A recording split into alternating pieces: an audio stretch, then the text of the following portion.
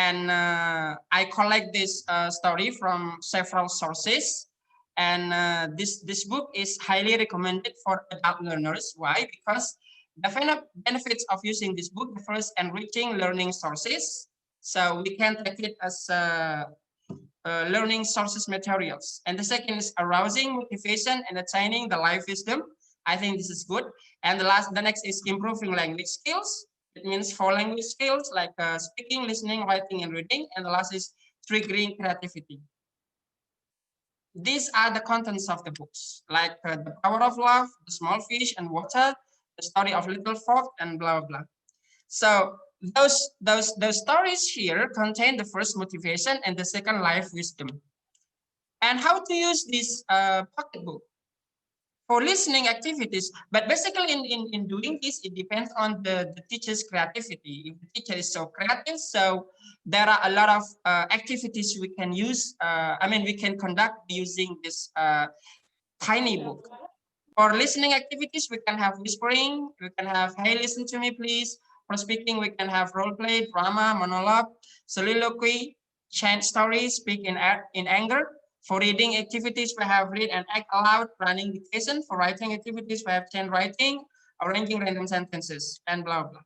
This is the sample of activity. This activity first is tell and act out. Skills, speaking, listening, and writing. Objective, to increase students' listening skill, to increase students' understanding on the text, to improve students' speaking skill using gestures, and the last, to improve students' writing.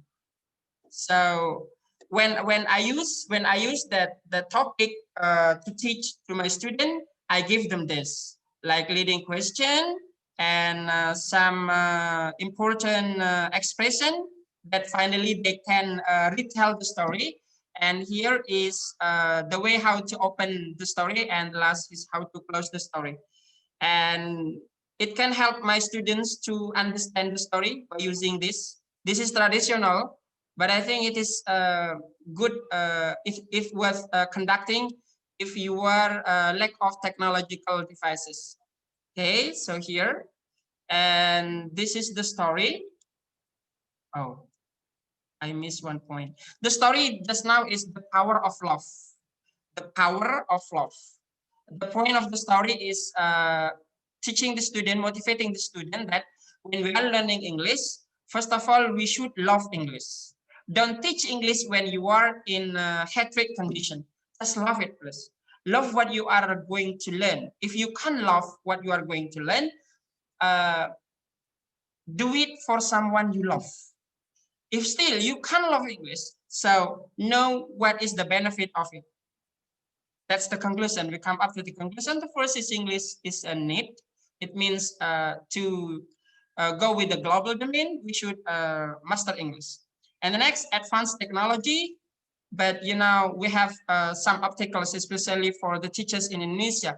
The first is technophobia teachers, and the second is insufficient knowledge on how to use maximally, and the third is the availability of internet connection.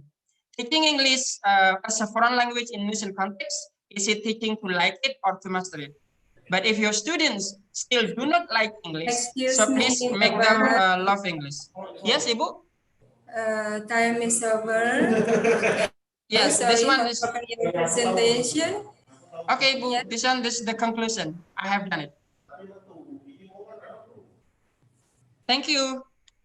Okay, welcome. No question, Ibu, ya? No question. Yeah, actually there is a question for you from okay. Pak Siswoyo. Pak Sis. What should the teacher do when students is in one class have different personal need and necessity? Okay, thank you very much for the question. First of all, teacher plays a lot in this point. So if you find your students and they are heterogeneous, it means they have so many different backgrounds. So first of all, as a teacher, we should be like a multiple teacher. Sometimes we can be like a horrible teacher. Sometimes we can be like a funny teacher. Sometimes we can be like a so strict teacher. Sometimes we can be like a so relaxed teacher. So we can play this a lot every day and every time. So we can embrace all of the students. That's the first. And the second, how can our students accept us if we close ourselves? How can our student understand us if we close ourselves to understand them? So as a teacher, it is highly suggested to be extrovert, to open our door and let our students come into ourselves. And after that, try to, gather with them. What I mean is, as a teacher, we don't keep the distance too much, although now it's a COVID-19 era, but please don't build too much distances between you and your student.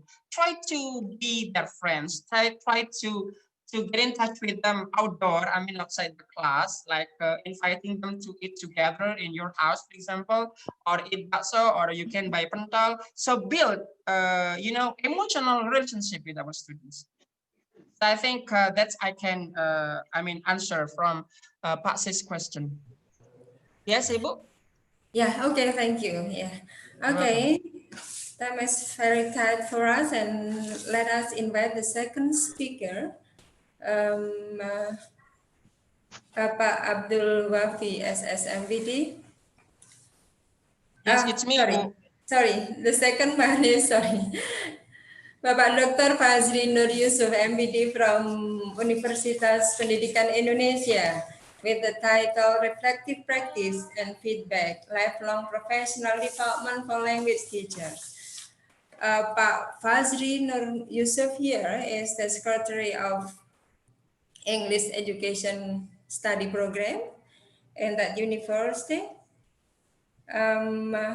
He has published several articles in international and national journals and conference proceedings and book chapters. His current research interests are on feedback and reflective practice in EFL curriculum and instructions and within EFL teacher education.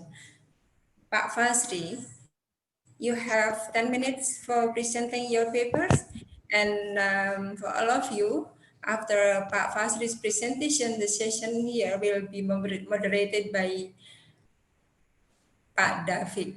Okay, thank you. Enjoy your presentation, Pak Fazri. Thank you very much, Ibu Siti Tarwiyah. Very glad to see you all. Assalamualaikum warahmatullahi wabarakatuh. Waalaikumsalam warahmatullahi wabarakatuh. Good morning, good afternoon, good evening. My name is Fajri. Allow me to share my screen.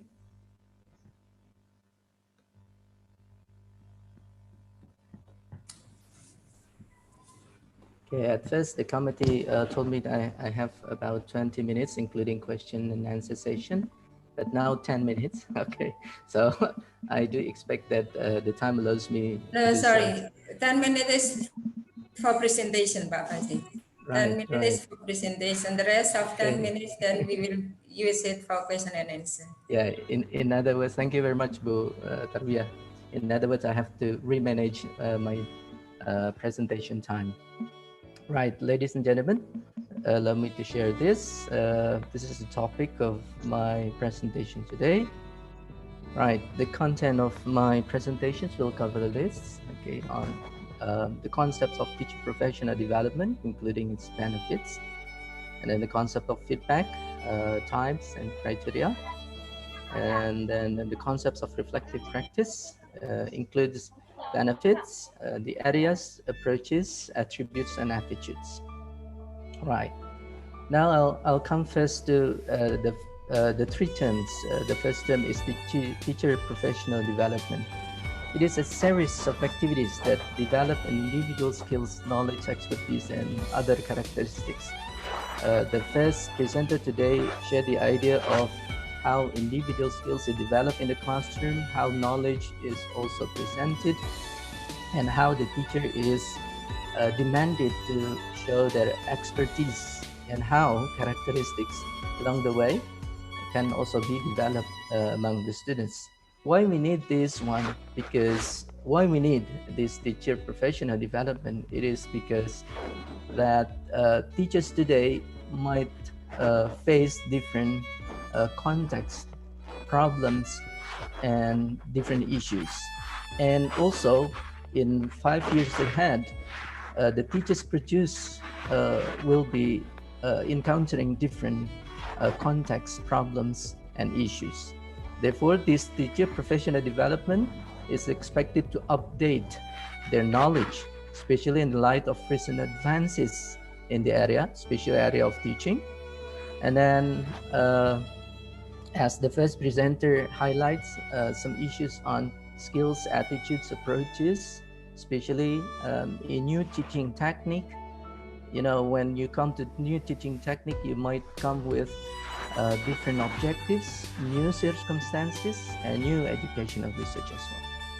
Then, along with the changes of curriculum and other aspects of teaching, the teachers are expected to enable themselves to apply the changes, right? The next one,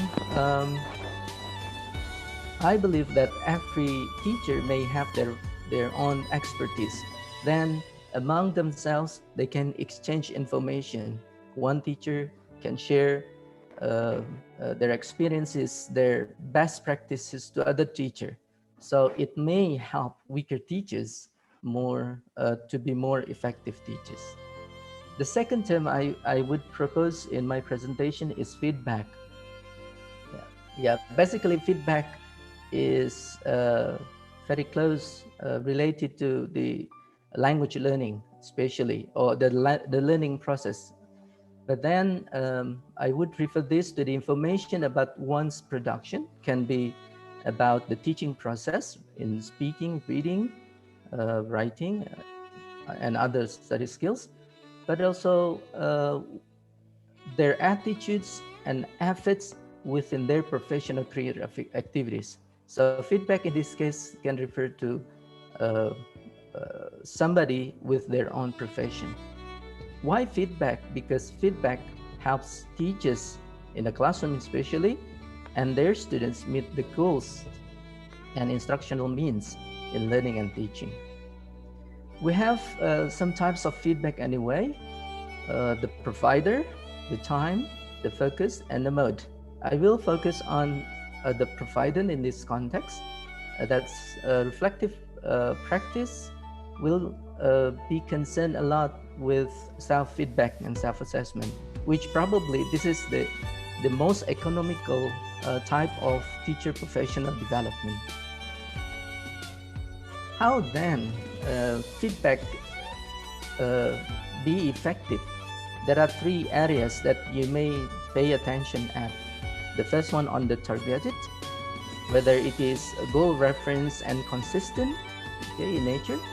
Then specificity in terms of tangible and transparent, actionable. You know, when you give feedback to your students or when you give feedback to a student teacher or to a novice teacher, make sure that it is actionable and user-friendly, that they can do what the feedback is asking them to do. And in terms of time, it should be timely, well-timed, prompt, and ongoing. So consistency, actionable, and ongoing process will come to the effective feedback. Now let's come to the third term, reflective practice. It is the learning process through and from experience towards gaining new insights of self and practice. That's what Finlay said in 2008. The idea is the experience gained by one teacher can be shared to other. Even though the experience can be worse in nature, can be bad experience, okay, can be good. That's why we have the so-called best practice. It is also a systematic reviewing process for all teachers, which allows the teachers to make link from one experience to the next experience. So the experience in this case can happen to one teacher only, or can be shared from one teacher to other teachers. And actually, reflective practice is a need to be constantly updated and improve somebody's practice and engage in lifelong learning. Because as I mentioned earlier, that it has something to do with the experience. As long as the person has the experience of teaching in particular, then they have or get to learn from their own experience. What areas that reflective practice can address? The first one on teachers' belief. Okay, you know, a different teacher may have their own belief, and the belief can be very much influenced by their experience, knowledge, readings, trainings, and so forth. It can also be on the learners, okay, because the teachers, whoever they are, novice teachers, experienced teacher, expert teachers, a student teacher, they have the experience dealing or interacting with the learner. And the teacher decision making, how they plan, how they interact in the classroom from the beginning to the end, and how they assess their own learning. And the role of teacher in terms of the role in the classroom, in the role before the classroom, and the role after the classroom, and the role within their own institutions, yeah.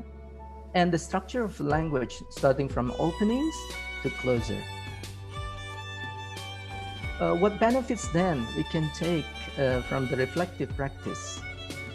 The first one, it makes teacher informed, especially from the actions that they did, and probably the information can justify and explain to themselves or to others that if the actions belong to best practices, then probably it can guide them and other teachers to follow. Right. The next one is reflective practice allows teachers to adjust and respond to issues. As I mentioned earlier, that there would be tons of issues encountered by teacher outside of the classroom and inside of the classroom. So by doing this reflective practice, they are aware of how their own belief and assumption can influence their learning and teaching. And besides, as the first presenter raises the issue of how learning environment should be positively developed by the teachers, reflective practice can also do that. Consciously, especially to develop relevant and contextual specific teaching strategies and techniques. And in broader sense, teachers can locate their teaching socially, politically, and some other factors influencing their own learning and their students' learning. Here are some techniques that you might use as teachers, for example, in approaching yourself into reflective teaching. You can use journals, you can use teacher diary, and the journals can be recorded anyway, not necessarily written. And it does not only in long pages, for example, in number of words, but you can just write in 3, telling about what you have learned, for example, how you learned something, and then how you assess yourself. Then you can also use lesson reports, surveys and questionnaires. Student feedback can also be useful, as I mentioned in the provider point of view. That provider can also coming from your students, from somebody around you, okay? And it can be audio or video recorded. And it can be in a form of observation, especially peer observation. Probably you are familiar with lesson study, for example. You can make use of it. And then action research. And then what should we do with those information in those records? The first one, you may think what you have written or what you have recorded. You may talk to somebody, or you may talk to yourself. Okay. and you can read through if it is in a form of written reflection, and you can ask somebody if you think that you can find your own solving problem. These are the attributes that Larrivee has suggested, from reflecting on and learning from the experience, engaging in ongoing inquiry. Okay, so questioning yourself will be very nice in doing reflective practice, and soliciting feedback not only from you as a self assessor, but you can ask somebody, you can ask your peer, you can ask your superintendent, for example. Then you should remain open to alternative perspectives. So when you are getting feedback from somebody, make yourself, later on I will come to the conclusion, the feedback from somebody. So you may assume responsibility, so your own responsibility for own learning. So you're responsible that learning is not somebody else's job, but your own job. And you can take action to align with new knowledge and understanding. Perhaps what existing knowledge you have does not yet cover what people or other people give feedback on you. And you can observe yourself in the process of thinking, and try to be committed to continue your improvement in practice. So don't stop thinking about making changes in your teaching, and then you strive to align behavior with values and beliefs, and seek to discover what is true. And these 3 points can be covered in your reflective practice. Be open-minded, responsible, and wholehearted. As I mentioned earlier, when somebody provides you with the feedback, try to be open-minded and try to be responsible in doing this. Okay, you may think over the feedback afterwards anyway, but be responsible of any choice you have made. Okay, and try to be wholehearted to seek every opportunity to learn in your career. Thank you very much. Okay, thank you, Pak Fasri ya. Fazri. Yeah, Pak Fasri. Now the question: how can a teacher reflect the reflection and feedback? Yeah. Thank you very much for the questions. Very inspiring question. The first one, you need to understand what the feedback is first. Okay, so when you get the feedback, what sort of feedback? Okay, you may later on categorize the feedback. Most of the time in doing reflective practice, you need to focus on what is actually the feedback on. Okay, is it on your teaching? Is it on your method? Is it on your materials presented? Is it on your assessment, or is it on your personal state? When you are teaching, for example, are you too hard to your students? Okay, are you too strict to your students, or are you too polite to the students, so you cannot manage your classroom, for example? That's the first one. So you may first list down what the feedback is. Okay. The second one, you can focus which one you think that you can do at once, immediately. Okay, so you can categorize them in terms of the time, which one that you can prioritize first. Okay, then after that you can have the so-called action plan. What is exactly to be implemented first, second, third, and so on and so forth. Thank you. Do you expect it answer your question? Okay, and the next question is from Pak Siswoyo, in relation to the teacher professional development. Apparently, not all of the certified teachers are willing to develop their knowledge and teaching. They are reluctant to give any feedbacks to their students' assignment. The most important thing is they have failed in the teacher's attendance without paying attention to the quality of their teaching process and result. How to make them aware of the importance of teaching professional development Okay, from Right. Pak Thank you Siswoyo. very much, Pak Siswoyo, for the questions. You know, as I mentioned in one of my slides, a commitment is necessary. I know that in Indonesian context in particular, being certified is the government's job. Being certified is not somebody's unwilling, right? So everyone is certified.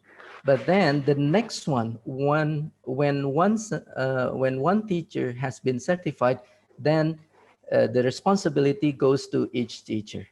If they are, for example, reluctant to get feedback from somebody else, I think the person should think about himself or herself that, hey, you have been certified. You should be a professional teacher. You should question yourself. Do you deserve to get the incentive as the certified teacher? Okay, that's the first thing. The second one, of course, again, as I have highlighted many times, that the issue of self-reflection is very important in this context. So to be reflective teachers might need some time. I know that it's not a one-shot action. You can practice yourself. You can train yourself to do this day by day within the stretch of your professional career. I hope it does answer Okay. the question. Okay, thank you, Pak Fazli. Anytime. Okay, thank you very much for the presentation. Now I'd like to invite Fulike Raskova. Okay, Fulike, are you there? Hi, Pak David Rizal. How are you? Oh yeah, I'm fine, thanks, Fulike. Yeah, I'd like to invite Fulike to present the paper, the presentation. The title is Changing the Problems of COVID-19 Quarantine into Big Success of Life Learning Achievement.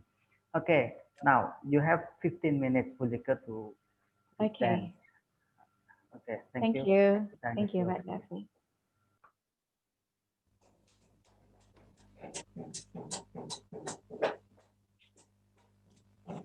Assalamualaikum warahmatullahi wabarakatuh. Waalaikumsalam. Selamat wabarakatuh. Good morning, everyone. How are you today? I'm good. I'm fine, thank you. Today, I'd like to. Okay. This is Lika. I'm Lika from Maulana Malik Ibrahim State Islamic University, Malang, Indonesia. The topic that I would like to present for today is about changing the problems of COVID-19 quarantine into big success of life learning achievement. Thank you for the Wali Songo State Islamic University for the chance to speak in this virtual international conference in September 25, 2020. Ladies and gentlemen, now if we see from this picture, from this COVID-19, this enable communication and collaboration among people all over the world. As we see that actually COVID-19 is a blessing in disguise. The question is there any other blessing in disguise about the COVID-19? Now, before we answer the question that will be answered in the last session of this presentation, please, I will be very happy if you can answer the questions that I give to you. What you have to do is just answering A or B. You can answer in the chat box. Which situation do you prefer for learning? Do you prefer to have situation like in A, or you like situation of learning like in B? You can answer in the chat box whether you like A or B for you as a situation for learning. The second question, which place do you prefer for learning? Do you like to learn in this kind of place with lots of people in the room? Or you like to learn, this is A, you can answer with A, or you like to learn in a very private and cozy environment or place like in B. Have you decided your answer? And the last one, which clothes are more comfortable for you to wear, or which clothes do you prefer to wear? If we are going to work, do you prefer to wear clothes like this? If you choose this, you answer with A, but there is other options. If you like to wear clothes like this for working, so you can answer with B. Okay, ladies and gentlemen, ideally or commonly, people will choose this kind of situation, this kind of place, and this kind of clothes to work at home. So this means that people like to study or work at home. Because of what? At home, you don't have to wear your uniform, you don't have to go with the public transport, you save your time. So when you are studying from home, you get lots of benefits, just like what we explained before. But however, even though people ideally like to study at home or from home, this does not mean that they really enjoy online learning. Why? We can see the ideal one. This is the ideal thing that you choose, that you stay at home, you can learn in a very cozy place. But the fact is, after you learn from 10 or 15 minutes, the reality will be like this. You will sleep in the next 15 minutes. Okay, so this means that the cozy environment will create the lazy situation for us. The second thing is, this is the ideal thing for us, that when we stay at home, the kids or the children can study with their parents, they'll be full of laughter. But what is the reality? The reality is that lots of children are complaining because their parents are more killer than the teacher. The reality is like the disaster. So we can see that the ideal thing that we expect from the COVID-19 is not the same with the reality. The COVID-19 coronavirus create education problems. So what are the causes of the problem? Now, before we answer the questions, let's try to talk about the meaning of home. What is the meaning of home? We have to stay at home, work from home, but the question is, what is the meaning of home? This is the meaning of home. Home means happiness, safe, comfort, shelter, family, everything. But there are three words that we would like to highlight. First is about happiness, second is about comfort, and the last one is about relaxing. Why is online learning is not like being expected? Because our online learning is not comfortable, is not relaxing, nor happy for the students. So what are the solutions to overcome this? This is the solution. The key success of online learning, first, we have to stimulate transversal skills, learning to learn. So far, we only teach students about the lesson or the material, but we don't teach the students to learn to learn. And we have to stimulate interaction and self-expression, taking care of oneself and managing daily life, working life, skills for life, such as entrepreneurship, creating a sustainable future. So teacher assigning open tasks for students with the idea that there is more than one right answer. The second thing that we have to do is differentiation. We know that students are different one another. We cannot teach them the same way. Teachers have to make the learning activities more flexible, which can measure and facilitate students with different qualifications. Students from different backgrounds work together, and there is always something new that students can learn from someone who is different from each other. Number three is diversity in students' assessment. Self-assessment and peer assessment play an important role in evaluating and learning to learn skills. Number four is students need to develop skills like curiosity, problem solving, and creativity through project-based learning to answer the market demands. And number five is collaborate and find constructive ways to manage conflict situation is badly needed for our students to be learned in our online classes. Number six is teachers should talk less and students do more. Make students responsible for their own success, not the teacher. Let the students construct their learning experience, not us. Let's try to change the engagement into big achievement for our students. I think this is very identical with the solution. The solution is identical with the national education policy. There are 4 points in national education policy. First, independent learning must be meaningful. Number 2, it must be equipped with a life skill. Number 3, you have to consider different abilities of students, learning facilities, and geographical conditions. And number 4, the last one that is least but not not least, but also very important, feedback on student can be qualitatively constructive. It does not have to be quantitative value. Ladies and gentlemen, empowering students to be self-directed learners is very important to increase students' motivation and achievement in school, especially in this online learning. Now let's start to take example into our class activity. We can create spontaneous conversation on given topics such as hobbies, family, or school in relation to their own experiences, but not necessarily more than that. So don't try to go wide, just try to focus into what we are talk about. For example, in our lessons, we talk about hobbies or interests. You can ask the students what their hobbies are. Some students will answer, I like swimming, I like jogging, and ask that student to ask their partners about their hobby. Okay, can you ask your friends about their hobby? Maybe their friends will answer their hobby is gardening, and the other students can answer that their hobby is cooking. And after they have communication or interactions about asking about the hobby, they can write down their work, and after they finish with write down their work, the writing product can be done for peer correction. From this point, we can see that we teach the students to learn to learn. There is interaction, collaboration, and self-expression. And communication skill is elaborated in here by stimulating empathy, respect, appreciation, negotiation, and etc. And the next activity, you can ask the students to watch movies or show related to their hobbies. For example, if the hobby is cooking, you can ask students to watch movies related to the cooking or the shows related to the cooking like this.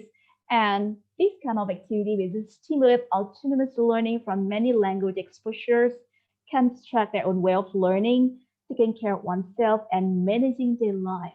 And the most important thing, this kind of activity will enable the students to have idea there will be probably more than one right answer. If you talk about the hobbies, for example, don't limit about the hobby. Let's try to develop this into something big related to the jobs of occupation of the students in the future. By having this kind of activities, will make the students responsible for their own success. Students need to develop skills of curiosity, problem solving, and creativity through project-based learning to answer the job market demands. This is sometimes the challenge for us that we graduate the students, but sometimes they fail when they have to enter the market jobs because we are not preparing them with this kind of things to be able to make them ready to enter the job market. Next is the peer corrections. What is the meaning of peer correction? Peer correction means helping each other.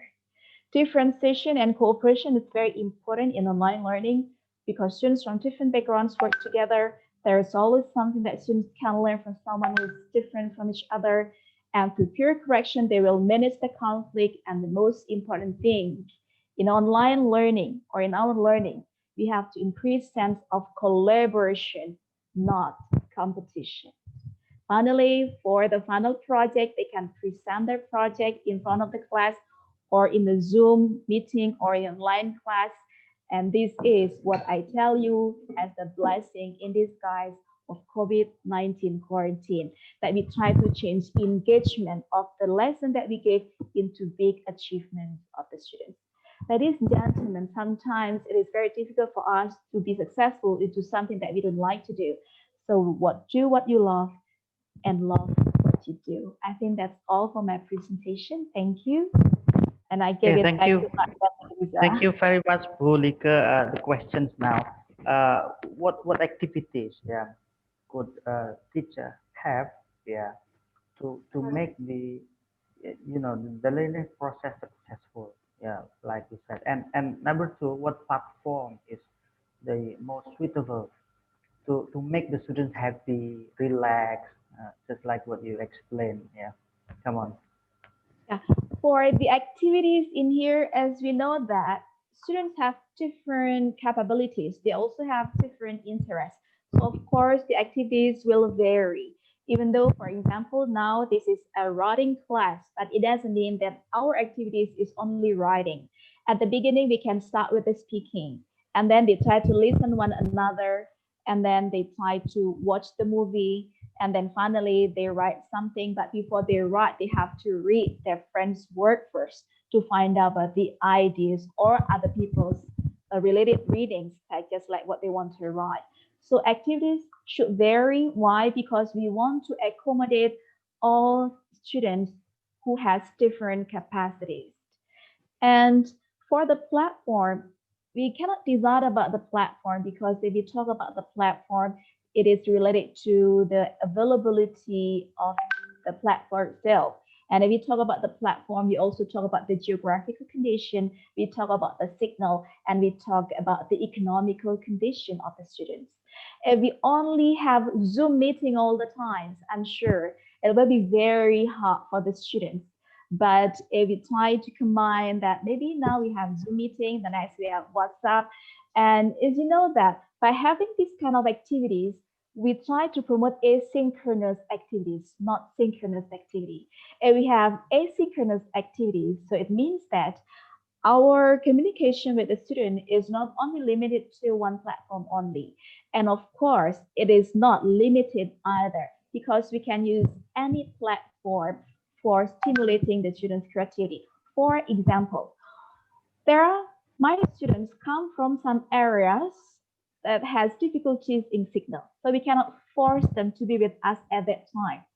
So it means that they can ask their friends about the work, and then they do it by themselves. And if, for example, about cooking, if they have difficulties to download the movies or the shows from internet, they don't have to do that. They can look into their mother or themselves cooking at home, and they try to write down the activities of cooking. So it means that we have to be very smart to adapt with the situation that occurs in our students. If the students cannot see about the movies or any material from the internet, please don't use internet. We can use everything in our house as a sources for learning. For example, when the mother is cooking in the kitchen, so the students can come and try to write about the steps. So it has been the process of writing or making procedures in writing. Or maybe we can talk about the shapes still in the kitchen. When we talk about the shapes, the students can identify the shapes of kitchen utensils. Oh, this one is round, this one is circle, this one is rectangle, this one is square, this one is oval, this is a tube, and something like that. So once again, we have to be creative and not make it as a burden for our students. Okay, thank you, Pilika. And there is one question from Reza Anis Maulidia. Sometimes it's hard to make students be active in online class during this pandemic. So what's your suggestion, Pilika, to make students active in the classroom? Yes, if student is not, once again, engagement is very important. If someone likes something, if someone loves something, it will be very easy for them to do it.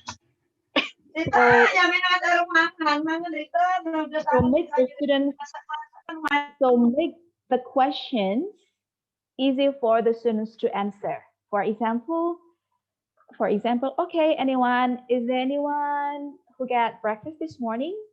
Or what kind of activities have you done this morning? If I try to talk about simple present tense, we can open with this kind of questions. Question that in which the answer is beyond our mind or easy or based on students' experience, it will be easier for the students to learn.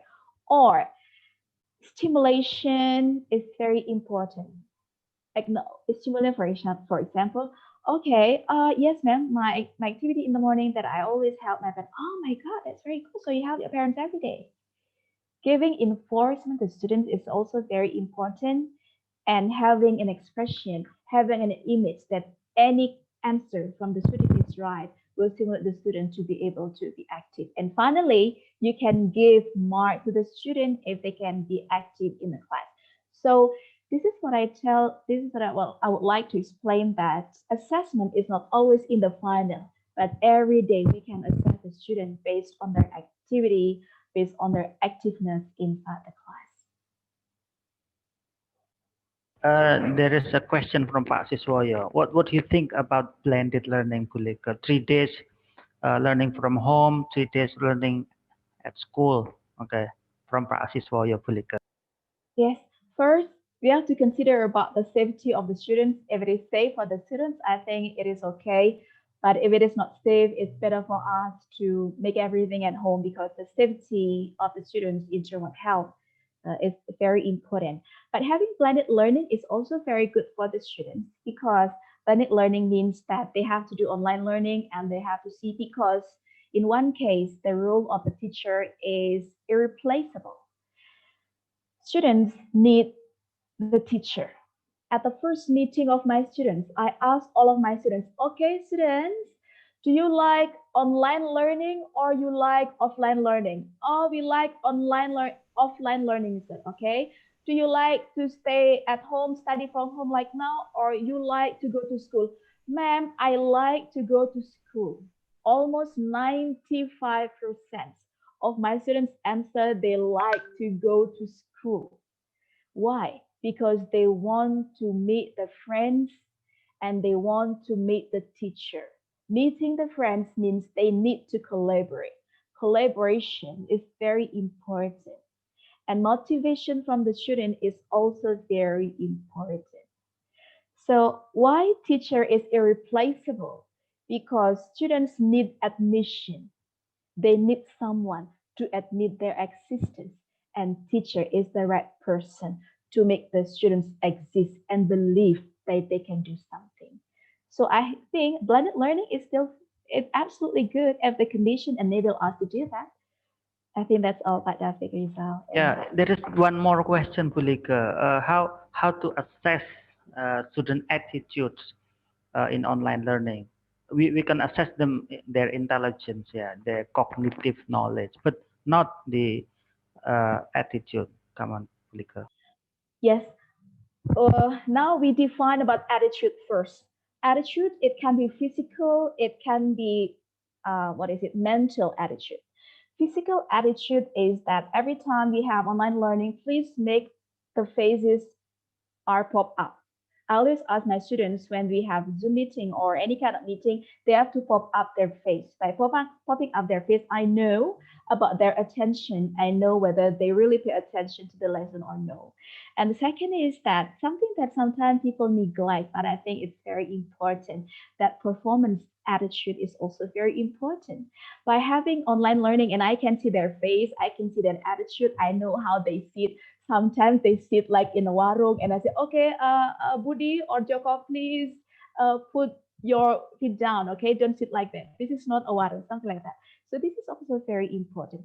But the second is about emotional attitude. Emotional attitude is that in online learning, sometimes we can observe it from responses of the students from the chat box, how they respond it, how they agree with their friends, how they express disagreement with their friends, and how they answer the questions, whether they answer the questions directly or whether they answer the questions not in the right word. So I think this is also a kind of assessment that we have to do related to the attitude. And I'm very Okay, happy. Bu Lika. Okay, thank you very much, Bu Lika. Time is up, Bu Lika. We'd like to invite Sorry. the next. Thank you very much for the presentation. Thank you. Thank you, David. Goodbye. See you. We'd like to invite the next presenter, Dr. Nida Husna, yeah, from UIN Syarif, Jakarta. Okay, thank you, Bu Lika. Dr. Welcome. Nida Husna, are you there? Yes, Okay. here I am. Pak Yeah, David, Pak David ya? Yes, Pak David. Alright. Okay, Bu Nida Husna, time is yours. Yeah. Alright, The okay. title of the presentation is student perception in using English swear words. Okay. Come on. Yes. Alright, may I share my screen now? Yes, you may share screen now. Alright. Okay. So it's appear already? It's there? Okay. Yeah, that's It's clear. Okay. Can you say it, Pak? Yeah, you can present it in 15 All right. minutes at most. Yeah. All right. Wonderful then. Yeah. Bismillahirrahmanirrahim. Assalamualaikum warahmatullahi wabarakatuh. Good morning, everyone. This is welcome to my presentation. Actually, this presentation is kind of the result of my research in previous years, but I'd like to bring it up because I think there are some other further study that can be done, yeah, related to this one. Okay, this is about the perception in using English swear words. I believe that we are quite familiar with swear words, yeah. Okay.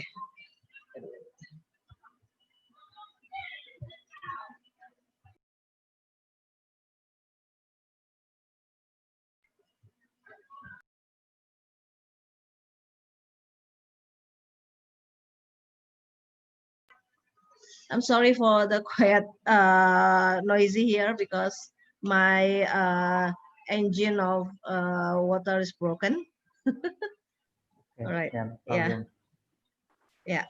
Okay. Let's continue. Yeah. Language can be described in two aspects as means of communication and expression of spiritual culture of a nation. So we know that we usually communicate using language. So we know this language as a means of communication. But other than as a means of communication, language can be used to express our feeling, our attitude, and our what we had in mind with or without a person to talk with. Like when we are surprised, sometimes we just say, "Oh my God," while we're not talking to anyone. Yeah, swear words are the words that include as profanity word and considered very offensive sometimes. Yeah, and usually we only use it when we are very upset, very angry, very sad, or maybe very happy or surprised. Yeah, there are several words that can be used both in positive or negative condition or feeling. The problem is, do we have to teach them or not to teach them? It's quite difficult to answer. When we say that we have to teach them, how do we say it to the students? Yeah, and will they understand that it will be good, or maybe they will use it? But if we do not teach them, they will anyway pick it up from other sources, and maybe they do not even know that the word is very offensive or not. So I don't know which one that you have to choose, to teach them or not to teach them. Yeah, we still have to consider the effect of each our decision. The use of the words that are called swear words are not uncommon in this area. The problem is it's very common to hear this word almost in anywhere, in singing, yeah, in the songs, in the films, sometimes in maybe conversation among friends, yeah. Okay, even though it's quite common, yeah. However, it is very uncommon to find them in school textbooks because of their nature, which is very offensive sometimes. But again, we can come up whether we need to teach them or not to teach them. Do we have to put them in our textbook? Yeah. Okay. Usually the use of these words are to express our thought and feelings that we almost direct, yeah, at a time. Okay. Okay. In my research, I asked my student, yeah, several questions. The first one, what English swear words do they know most? So they have to write any English swear words that they know, they have encountered, they have heard, or maybe they have used. Yeah, do they use them? Yeah, I said it's okay. I will not judge their personality because they have used or they haven't used it. How often do they use the word? And then are they fine using the word? Are they feel guilty? Yeah, do they feel guilty after that? Do they realize that in their religion is strongly not suggested, is strongly suggested not to use the word sorry? Yeah, what are the reasons they still use them if they do, and what are the perception on using the words anyway? Okay, this is the methodology, there are 75 students from English Education Department. So the students here are from Muslim University. I didn't do it in any other university, just only from Muslim University. Yeah, I like to see whether they know English words or not. Yeah, do they use it or not? Yeah, the age are between 20 to 21. Yeah, it's quite young. Yeah, but there is one student was already 22 and one student was 19 years old, and we use questionnaire at the time. Okay, yeah. For the first round, I did it in 2 round. Yeah, I found 32 swear words. That's quite a lot. Yeah. Okay. But I just took top 10 of them. I think you can read it. Yeah. I feel uncomfortable to utter it. Yeah. Like, you know, yeah, you just read it. Yeah. Just give some abbreviation. So in next explanation, I will use the abbreviation rather than directly utter the words. Yeah. Maybe there are several words that consider is not very offensive, like stupid. Yeah, maybe we sometimes, you know, use it. Do you use it? All right, next. Let's see the answer. The students thought about swear words. Which one they consider is very offensive, less offensive, or not offensive? Okay, we can see here that the words number 3. Let's see number 3. What is number 3? Okay, the D one, yeah, that's considered less offensive. Some students say that it's less offensive because sometimes they use it not only for bad situation or negative situation, but sometimes they use it in positive things. I'm sorry for sounds very rude now, but I will, you know, utter the words. Yeah, damn, it's so good. Damn, it's so delicious. So after that word, it comes good things, positive exclamation. So that's why they consider this is less offensive rather than bad offensive. Uh, there are 2 words that consider very offensive. BA, what is BA? Let's see. That's it. Yeah, you read it right. And the other one is the last one. Yeah, I consider that's very, very offensive. Yeah, I feel so uncomfortable. Yeah, when people say that. Okay, let's see. And the first one is considered very offensive too, and we have that similarity in Bahasa Indonesia, and I feel uncomfortable when someone utters that, even though when they're having only casual conversation, but they say that like, you know, like very casual things. Yeah, but yeah, I think some of you know, yeah, the analogy in Bahasa Indonesia. Yeah, and the second one is quite offensive. However, there are some of them still consider it's less because sometimes we just say it when we are alone, like when we trip our foot, and we automatically say that. But why should we say that? We have a better utterance in Islam, yeah. Okay, and the source of the swear words. Most of the students have different sources, yeah. Like the second one, yeah, the second word. Do you still remember? Yeah, this one, yeah. Okay, we go, you know, back and forth for that, yeah. They got it from the songs, yeah. And the other one, the H. What is H? Here, yeah, H. It comes from the highest they got it from movies. Oh, sorry, the second one is from movie. Yeah, not from song. Yeah, okay. There are only the highest one from song is only the 1, 2, 3. The seventh one, yeah, that's from song. That's the highest, and also the third one. What is the seventh one? Yeah, that's it. Yeah, I think we quite familiar with the words in songs. Yeah. Okay. So and also from daily conversation, some are from novels and others, yeah. But you can see that here movies give very high influence to our students language use. I think we have to be aware of our children movies from now on, yeah.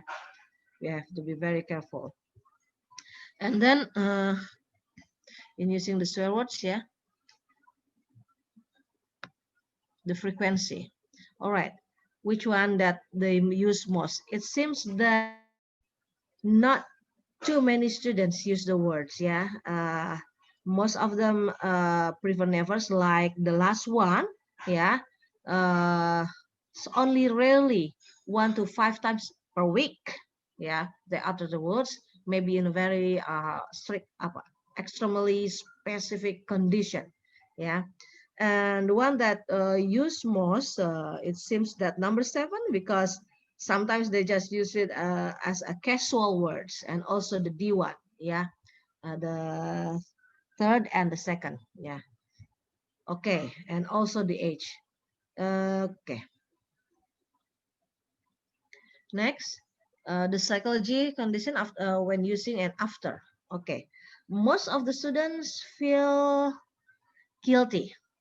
Yeah, after using the first word, even they use the first word, they feel guilty, and most of them feel guilty. Okay, is there any of them who feel satisfied? Yes, yeah. Maybe when they feel they has expressed the upset feeling, or the anger, or the unhappy thought, yeah. So they feel satisfied, or maybe even relief. Yeah, relief is quite high in the second one. Yeah, okay. And some of them feel nothing. All right. Okay, students feeling when someone use the swear words to them. When they use it to others, they feel, some of them feel guilty, feel nothing. And when others use to them, how do they feel? Most of them say they are angry. Yeah, they were angry when others say those words. Yeah, there are 3 words that consider has a very high uh, graphic, yeah, for being angry. The 4th, 5th, and 6th one. Do you still remember? Yeah, do not utter it. You may type it, but do not utter it. Okay, yeah, and also the last one and the first one. Yeah, okay. There are some other feel others. Yeah, maybe they feel nothing, disappointed and sad. Yeah, okay. And then the agree and disagree position in using the swear words. It is clear that it is strongly forbidden. Yeah, this is the reason. So most of them, alhamdulillah, still disagree. Yeah, to use the swear words. Yeah, thanks God. Yeah, it is clear that it is strongly forbidden to utter such rude words. Yeah, this is the answer they're given when we ask them why. Yeah, or they feel they agree or disagree, and I just collect the same answers. So the first one is, it is clear that it is strongly forbidden to utter such rude words. Every bad words we say will return to us. They said like that, and then it will hurt people's feeling. Yeah, and then there is no such example by prophet. So use it. It is violation of the prophet tradition. Wow, that's wonderful. Yeah, so we are not allowed to use it because even our prophet did not use it. We still have better terms to express our feeling, including when we are very angry. Yeah, some of them give the example like astaghfirullah, masya Allah, or some even stated innalillahi. Yeah, okay, rather than or just say, oh my God. That's what I said. And people is appreciated first by their appearance, second by what they say. Okay, so we must be very careful with what we say, because the students here say that we are appreciated with what we are saying. All right, next. Yeah, okay. This is a Muslim is the one who avoid harming Muslim with his tongue and hands. This is will come from them, and this is some example. Control your tongue, keep it to your house, and weep over your sins. So we have to control our tongue. And wise word, you find that human being's tongue is so light, yet its power is so devastating. Sometimes it hurts our feeling when people say it's, bad thing to us. But swear words is not necessarily when we say bad words to others, but sometimes it just express our feeling to ourselves. So, yeah, okay. Only speak when your words are more beautiful than silence. All right, yeah, the conclusion here. Many of students seems know many form of swear words. Yes, that's quite surprising for me, yeah, because I didn't have any expectation that they will know such a lot. 32 swear words. Yeah, some of them even I never heard before. Yeah, so I just took the 10 most words. However, it did not mean they use them. They just know it. Yeah, no, that doesn't mean they use them. They just know it for the sake of knowing, in terms of maybe they heard somewhere from television, from songs, or maybe from other conversation. And the frequency of using them was not really high, but of course it was debatable because it was a foreign language. So I don't know whether they use swear word in Bahasa Indonesia or maybe in other language. Yeah. Okay. So our environment do not use English, at least in their environment when they go back to their dormitory or their homes. Yeah, they do not use English, so maybe they use different uh, swear words. Okay. For those who still, oh, someone's written on something here.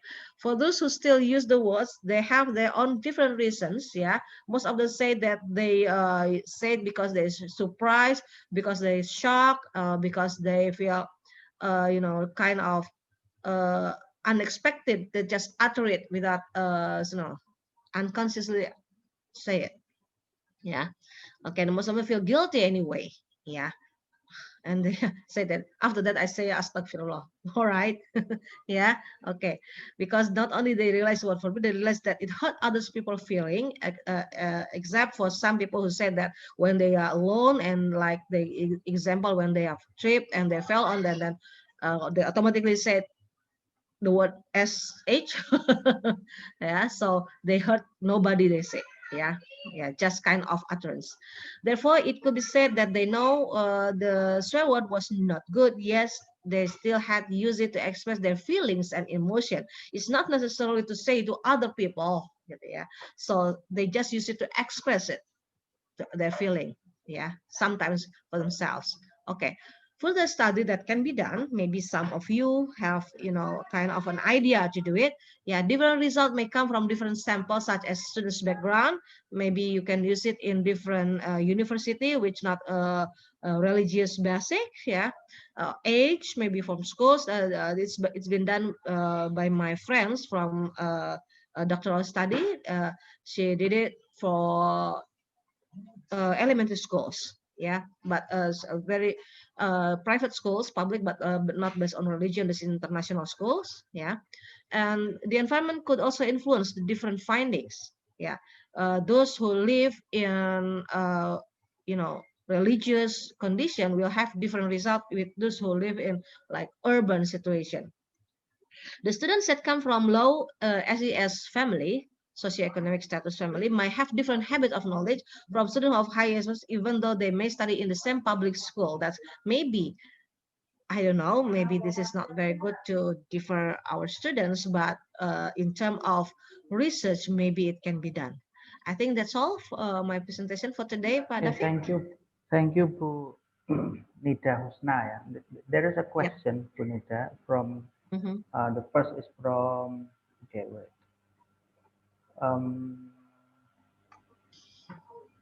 Mela Putri Widyanti. The question is there any best way to control students when they express the swear word?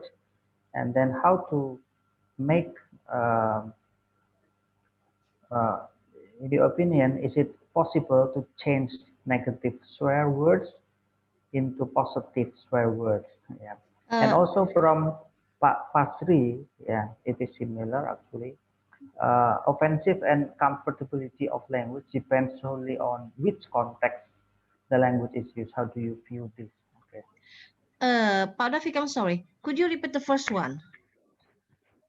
Is there any best way to control students when they express swear words? Yeah. All right. Just one by one. One by one. I forgot. All right. If I said the best, it's very, very difficult because each environment will have different condition. Yeah. Some of the students will have a high degree of understanding that this word is not allowed to be used, but maybe the students with younger age, yeah, we have to work harder to tell them that this word is inappropriate. Yeah, I think we can start it from kindergarten, that there are some words which can be that cannot be used because it hurt other people. But I'm not sure about controlling because we with them only when we were in school. Yeah, we do not know what happened outside the schools. Okay, the second one, Pak. Okay, next, is it possible to change the negative swears into positive swear words? In terms of change the words, I don't know, yeah, how to change it because the words itself has its own meaning.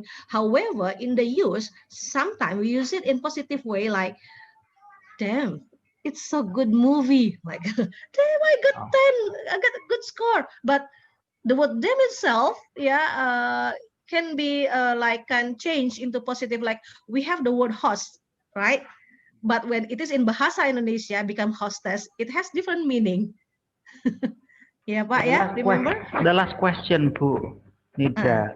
What's the contribution of your research to language teaching learning issues? Yeah. Okay, the contribution is here we know that we have to be very careful, yeah, in teaching our students, and also we need to remind ourselves and also our students and maybe the parents that sometimes our environment is not very friendly in using the language. We are allowed to, including my own sons, yeah, during this pandemic, he stay home, and because I thought that he can learn a lot of things from YouTube, I let him watch YouTube. But he catch up with several words that, oh my God, you are not allowed to use it actually. So I think we have to be aware with that, because it can be seen from the research that many students got the words is not from class but from outside. Maybe, yeah, it can be considered that we need to not to teach, maybe, yeah, to inform them that there are several words that cannot be used, not necessarily or directly teach the words, but if we say that, okay, this is the word and this is offensive, this is very offensive, this is less offensive, they will use the less offensive one, even though it's still offensive anyway, right? So I think we just need to inform. Okay, thank you, Bu Nida Husna. There are also some Thank you. questions, but you can answer in the text chat box, yeah, because we still Alright. have some other presenters. Okay, thank you very much, Bu Okay, Nida thank you Husna. very much for the audience. Okay. Thank you for understanding. Thank you for your attention. Thank you, Pak Okay. David. Wassalamualaikum Yeah. warahmatullahi wabarakatuh. Waalaikumsalam warahmatullahi wabarakatuh. Okay, now would like to invite Pak Ahmad Bukhari Muslim. Yeah, the title is Quranic Inspiration to Develop Higher Order Thinking Skills in Language Learning. Okay, Pak Ahmad Bukhari, time is yours. Hello, Pak David. Can you hear me? Yes, yes, yes. And Come on. can you see my slides too? Yes, I can see it clearly. Okay, thank you, Pak David. Good morning, good afternoon, good evening, everyone. Assalamualaikum warahmatullahi wabarakatuh. Waalaikumsalam warahmatullahi wabarakatuh. I'm Ahmad Bukhari from Universitas Pendidikan Indonesia. I'm the colleague of Dr. Fajri Nur Yusuf, who presented second or the second, I think, presented. From Madura to Pak Fajri to UPI, and then to Ibu Lika from Malang, then to Ibu Nida from Jakarta. Now let's go back to Bandung again. But this time I'm going to talk about the Quranic inspiration to develop high order thinking skills and religious pluralism among language learners. So I hope you can see my slides. So this is what I'm going to talk about. So I'm going to talk about how Quran is a theistic text and logical reasoning. And also I'm going to identify how Quran as a theistic sacred text has some figurative language, which are interesting to learn, especially for language learners. And also how Quran has inspired the development of high order thinking skills and also religious pluralism. And I will come to the conclusion and implication of my study.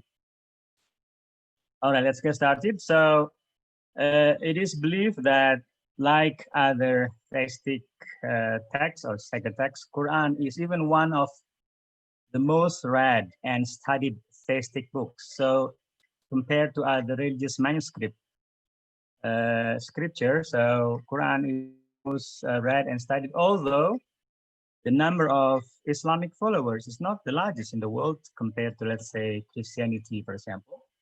But it seems that among these sacred book, Quran is the most read and studied. And it seems that the Quranic worldview or exegesis has become an important source of knowledge. Now, many scientists and scholars, they return to religious scripture to find out inspirations and also ideas to do scientific studies. And this is more available in the Quran because the hallmark of intelligent Islamic spirituality is a nexus or a combination between faith and logical reasoning. So as a theistic scripture, Quran does not deny or refuse logical reasoning. Even if you are Muslim, I think you know that there are thousands of verses in the Quran, and 1/8 of the Quranic verses, requires the readers, especially the Muslim, to have thinking. Like it asks us to listen, to think, to reflect, to observe, exercise intellect, to take heed, remember, ask questions, and of course develop insight. So this is the basic understanding how logical reasoning is very welcome and acceptable in a theistic scripture like Quran. And of course, as a literary work, Quran also is full of figurative languages, so you can find metaphor, simile, and personifications. And as scholar says that metaphor is very omniscient in our life, so it's evident in many facets of our human life. So every day our life is inescapable from the metaphor that we use, whether it is verbally or maybe non-verbally.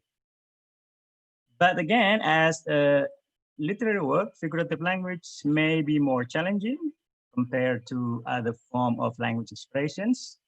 So because it is more connotative than denotative, so readers, especially the language learners, may need to think a bit harder to understand what the figurative language means. So the readers need not only use low order thinking skills as we learn from, for example, the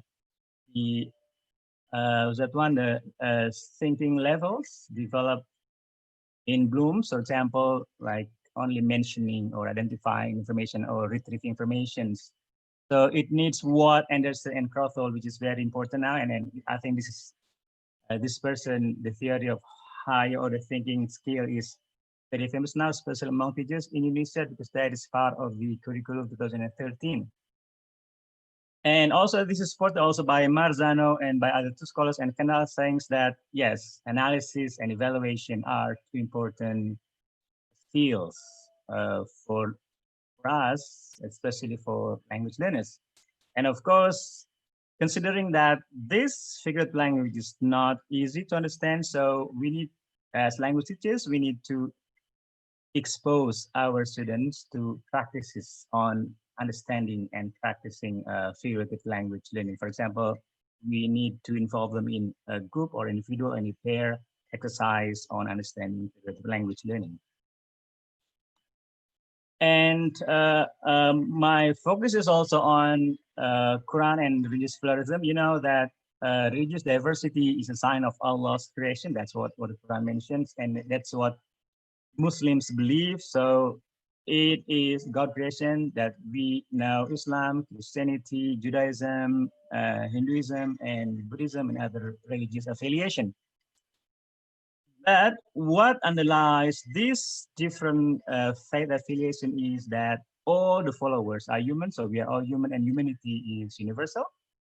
So as human, we may believe in Islam, Christianity, Judaism, in Hinduism or Buddhism or whatever, but we are all human beings. And also Islam concerns more with the faith of people of the nation and how they react, and that is part of their choice as human beings. And many studies have been done on different aspects of the Quran, for example, in relation to logical reasoning, in relation to figurative languages, in relation to pluralism and moderation and other aspects of life.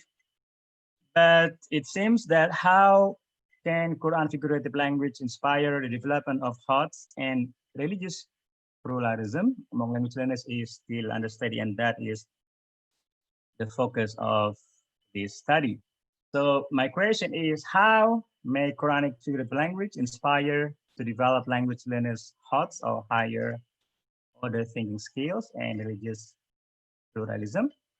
And of course, these two aspects of higher order thinking skills, our ability to evaluate, our ability to analyze information that we receive, for example, through social media. So this critical literacy, critical media literacy are important today, especially for young people, where we are bombarded by information online, where the information may be valid or invalid. And another one is religious pluralism, which is also necessary because we are living in a world of diversity, especially in Indonesia, a country with super diversity. And of course, these lead to global citizen as the world global citizen, and also create world harmony. So for this study, I collected the data from, of course, some of the main data is from the Quran, from Surah or chapter Yusuf or Joseph. I included about 12 verses, and then as a supplementary data, I also include some other chapter, for example, from Surah Al-Baqarah or the cow, 2 verses, from An-Naba, the news or tiding, Al-Jum'at or the congregation, Al-Qari'ah, calamity, and Al-Fil, the elephant. So these chapters or surah are purposely selected because they contain many figurative languages, and also they also discusses religious pluralism. So once again, my analysis using identifying how the higher order thinking skills identified in these verses, and also I also identify how the issue of religious diversity and pluralism are also discussed in the verses. So this is my finding. So from Surah Yusuf, for example, we have here the story of how Yusuf, when Yusuf mentions his dream to his father, for example, he mentioned that I have seen 11 stars and the sun and the moon, and I saw them prostrating to me. So here you find that how can stars and the sun and the moon prostrating? So it's like acting, like personified, like human who can prostrate and who can move. For example, in the second one, if you share this is the story of Yusuf and the Zulaikha, the story, the Quran. Yes, the seduction given by her to Yusuf, and then because it says if this is said by a witness, if the tone from the front, then she has told the truth and he's a liar. And on the other hand, if the tone is from the back, then she is the liar. So this is we need to think what is the correlation between the tone part of the shirt and being lie or being truthful. Another one is this is not but a noble angel. How can we assign this identity of angelic identity to a human being identity? And I will not discuss this one by one. So this one also I found here, for example, how in Al-Baqarah Allah mentions spending our wealth in Allah's way with like a seed of grain growing 7 spikes, and each spike grows 100. And another one in Ibrahim, for example, a good word is like a good tree whose root is firmly fixed under the ground, but its branches is going up high, for example. So, and also, for example, here in An-Naba, when a knight is as clothing, and also here spouses, for example, in a Jummah, where the spouse also has clothing. And also here, for example, the last one, when people be like moth dispersed because of the strong wind. So based on these verses, I identify some relation between Quranic figurative languages and higher order thinking skills. So for example, I found here that some metaphors, similar and personification, as I mentioned earlier, for example, how the Quran compares stars, moon, and sun to humans. So it's like assigning human characteristics to these non-living creatures. Also, for example, assigning here Prophet Joseph or Yusuf as an angel, and also the knight and spouse as wife and husband, and also clothing the knight and spouse as clothing. So the knight is non-living, but spouse is living. So this also, we need to explain to the students what is the relations between these two aspects. And also, like, people disperse like moth in or during doomsday. And I also found, for example, how this figurative language help develop learner skills of evaluation analysis. For example, how can we identify the relation, the possible relation between the torn part of the shirt of Yusuf or Joseph with his being lie or truthful? And also, for example, from what's that one? The dream of his two inmate friends, for example, when one saw in the dream pressing the wine and another one is carrying bread, and how may this relate to the future life of these two people? And also, we need to evaluate, for example, the relation between spending in Allah's way with a spike of grain and growing 7 branches and multiplied into 100 for each spike. And also how we can relate the good words that we utter and speak. Just now, if we need to talk about swear words, so this one is a different aspect of discussion. How good word also relates to strong roots and high branches and leaf. And of course, as I mentioned earlier, so understanding figurative language needs specific practice. So we need to, as language teachers, we need to explore what is the real and the intended meaning of this metaphor and similar and personification identified in these Quranic verses. For example, what does it mean, good word, and how it relates to a very strongly rooted tree, for example. How does it mean, what does it mean, dispersed moth, for example? That's the condition of human being during a doomsday, for example. So language learners also need to be involved in One more minute, Pak Bukhari. practice. Okay, thank you, Pak David. I'm going to be quick. And how this can also talk about the metaphor and simile and personification. So another aspect of analysis is also how Quranic verses in Surah Yusuf, for example, promote religious pluralism. Joseph, the Surah Joseph talks about the life of his life with his large families of 12 sons, so that's the 11 stars. And the father of Joseph is Jacob, which is the father of also Abrahamic religions.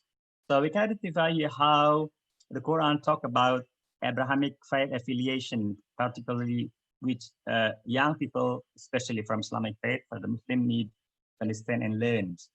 And so these people have been in the history of the human life, and as Muslim, we need to pay respect to these Abrahamic people religion. And of course, these practices of figurative language need to be accommodated in our language learning material. So especially when we are teaching in Islamic institutions like UMIN or Madras Aliyah, the Islamic high school. So I think it's more relevant if you can identify language learning material which are relevant to the background culturally or religiously of our learners. So Parafik, as my last slide, so I found that Quranic verses contain some figurative languages such as metaphors, simile, and personifications. And these figurative languages are very important, which you can use as language teachers to help develop the learner skills of evaluation and analysis, which are two important skills in this global and information-laden era. And next one is that these Quranic verses in Surah Yusuf, another chapter, promote religious pluralism, how we can understand the big frame of Abrahamic religion and how it may develop in some today's large religious affiliation we can find in the world. And of course, the last one is that these verses of figurative languages need to be incorporated into the language learning that we are dealing and we are working as our core business as language teachers. Thank you, Pak David, and I hope Okay. and may Yeah, hear, thank you very much. Yeah, if from this. yeah, Thank you very much, Pak Ahmad Bukhari. As this is on Friday, we have limited time here. Actually, if there are some questions, you can answer the question in the chat box. But now I couldn't find any questions. And thank you very much, Pak Ahmad Bukhari. And Thank you, Pak David. Thank you, everyone. I'd like to invite the next presenter, Niluh Nyoman Sri Malini. Okay. Bu Niluh Nyoman, are you? Yeah. Okay. Yeah, I'm here, Bapak. Okay. Can you hear my voice? Yes, yes. Very Okay, thank you very much, Pak David. Assalamualaikum warahmatullahi wabarakatuh. Good morning, everyone. Okay, let me greet my brother from UPI, Bapak Ahmad. Yeah. Hello, Bu Malini. Halo, Bapak. Yeah. And then also some of my friend, Ibu Saida, Bu Mariam, and then also some of our brother and sister from UIN Wali Songo. Let me share my screen.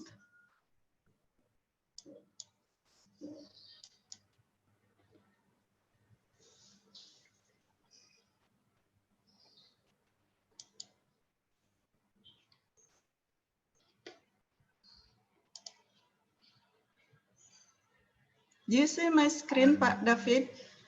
Yes, yes, I can see it. Yeah. You can make it full screen. Okay. Oh, this is Microsoft. Like this one. Yeah, yeah, that's clear. Yeah.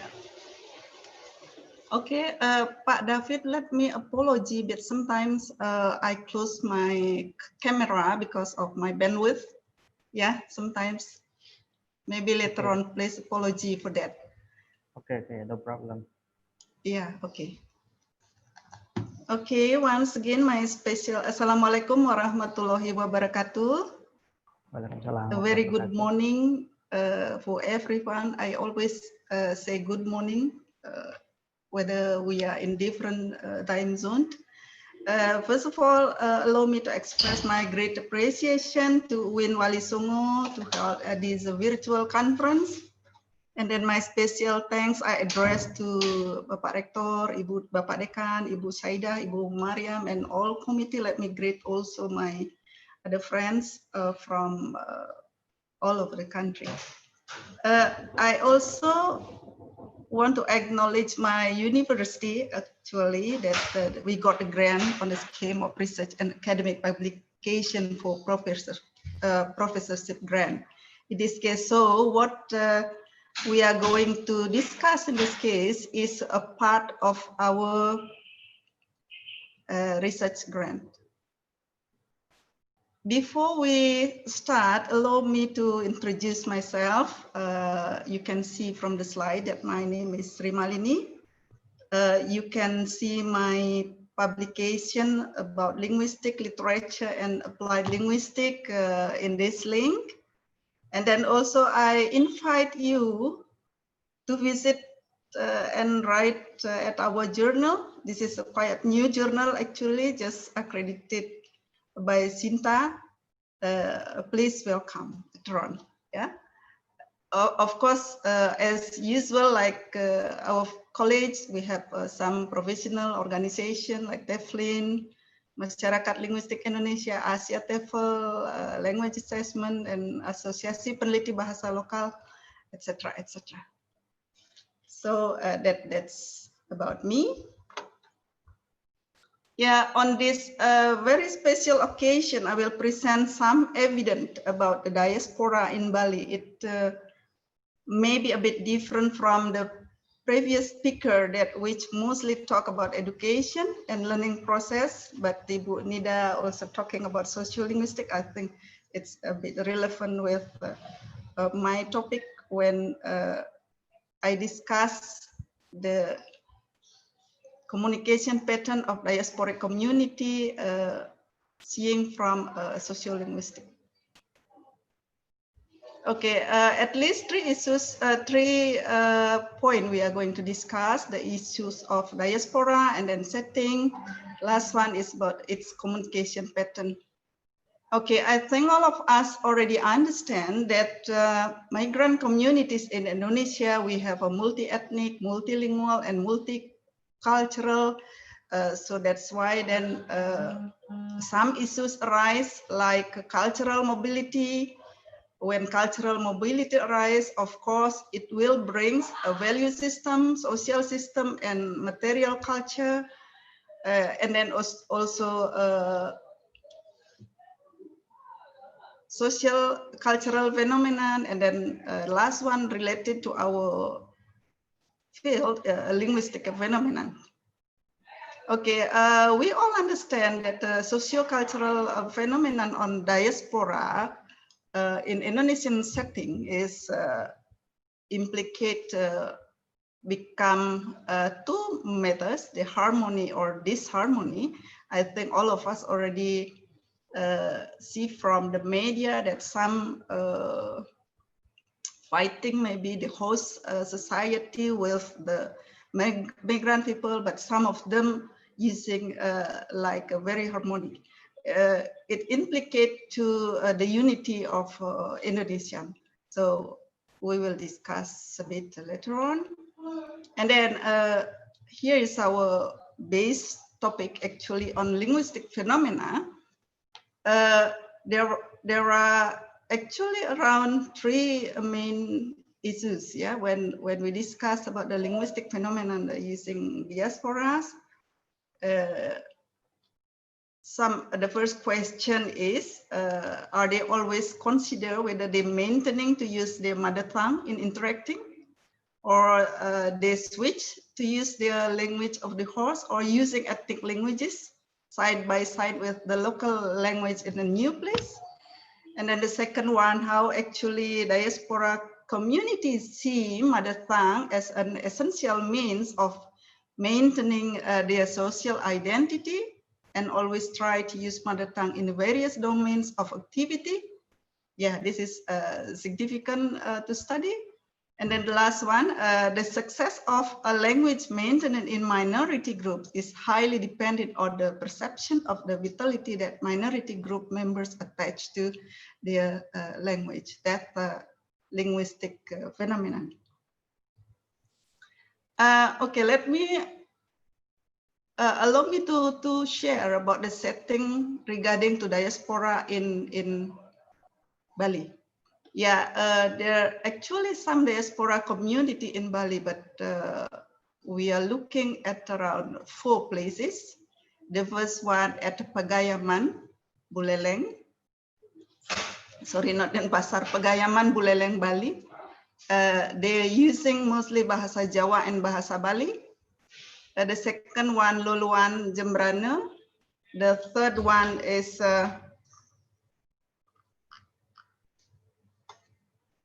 Desa Kecicang, Bungaya, using Bahasa Sasak. And then Angan Tiga, Badung, they use Bahasa Bali. Okay, our research actually using socio-linguistic parameters by distributed the questionnaire and then go to the location to get the data to see how their language attitude and language choice. We see it from the based on age, education, sex, profession, etc. Of course, some instrument distribute based on demographic background, the language used in different domains, including home, school, neighborhood, workplace, religion. And then the last one is their attitude toward the mother tongue. And then we also doing that interview to know about their perspective also to the host language, which is in this case is Balinese. Let's see the evidence from Pagayaman village. Pagayaman village is formed by 3 ethnic groups, namely Japanese, Bugis, and Balinese. It is traced historically that existence of Pagayaman village community was inseparable from the history of the kingdom of Buleleng.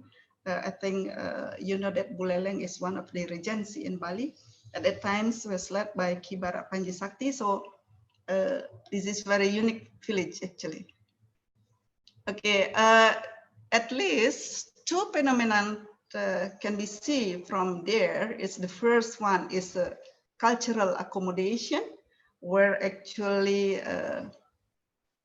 they practicing ngejot. Ngejot is such kind like offering between one religion to another religion, from Muslim to Hinduism.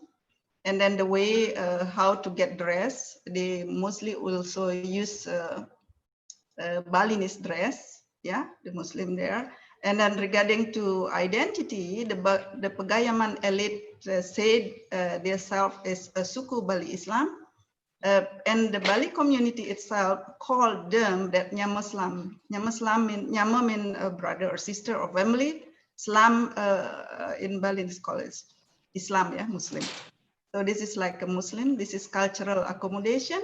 This is also another evidence, like when they celebrate Maulid Nabi or Prophet Nabi.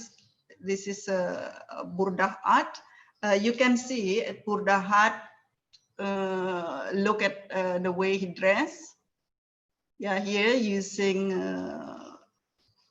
Balinese traditional. What we call it head, yeah. And then this is also Gebogan. This is Gebogan is mostly, I think, if you come to Bali, for Hinduism people, this is always do like this. So Pegayaman people also did. And then regarding to the second one, regarding to naming system. In Pegayaman village is very unique when they embedding Balinese names such as Wayan, Nengah, Nyoman, Ketut in their name, which is influenced by Balinese culture. If you see my name here, I'm a Balinese. I'm using Nyoman in this case. It's mean that the third birth, yeah. So this also happened to Pegayaman people using Wayan as its mean is the first order, the second order, the third order in family, and then the fourth order. And then here is the Muslim names. Okay, that's the evidence from Pegayaman. Now let's see the communication patterns from the sociolinguistic perspective. I think the relevant theories on this case is about when we discuss about multilingual society. Of course, we discuss about the language choice. Of course, we discuss also about the language attitude, which can be seen from age, sex, education, and then the domain can be investigated regarding to family, neighborhood, religious, etc. So by the language choice and the language attitude, we will can deeply understand that whether the community maintains their own language or maybe shifts their own language. Okay, let's see the evidence from Lolowan and I take two examples in this case about the language choice, Lolowan and Pegayaman. Okay, Lolowan itself, I maybe forget to say, Lolowan is come from the Malay. Okay, previously I already told this. We do some research regarding and then ask the respondent about the use of mother tongue in the family domain. They use what language actually used when talking to parents, siblings, and grandparents. And then what language used when talking with relatives in Bali. So the Lolowan community using mostly using Malay. 93.3% using Malay. Oh, sorry, I forgot to explain the note. M is Malay, B is Balinese, S is Sasakis, This one is because Tegalingga or Kecicang is using Sasak also. And then in Indonesia, Javanese, and maybe mixed language. They use Malay, and then Pagayaman mostly about Bali, using Balinese. Tegalingga using two language, Balinese and Sasak. To relative also, Loloan using Malay, Pagayaman using Balinese, Tegalingga or Kecicang using Balinese and Sasak. Regarding to language used in neighboring domain, the context is when we ask them about the language used when talking at to the same ethnic group, it's similar relating to the previous answer. They use mostly Loloan people using Malay, Pagayaman using Balinese, Tegalingga using Balinese and Sasak. It's also happened on in religious domain. The language used when worshipping in the mosque, church, and temple. Loloan, yeah, of course, beside of Arabic, they also use Malay after preach, etc. And then we also asked the respondent about the personal emotional expression domain, like when they express their happiness, when they express their stress or angry feeling, when they express their dreams or ideals, what kind of language they use. Okay, most of them using Pololoan people, most of them using Malay. For Pagayaman, mostly using Balinese. Okay.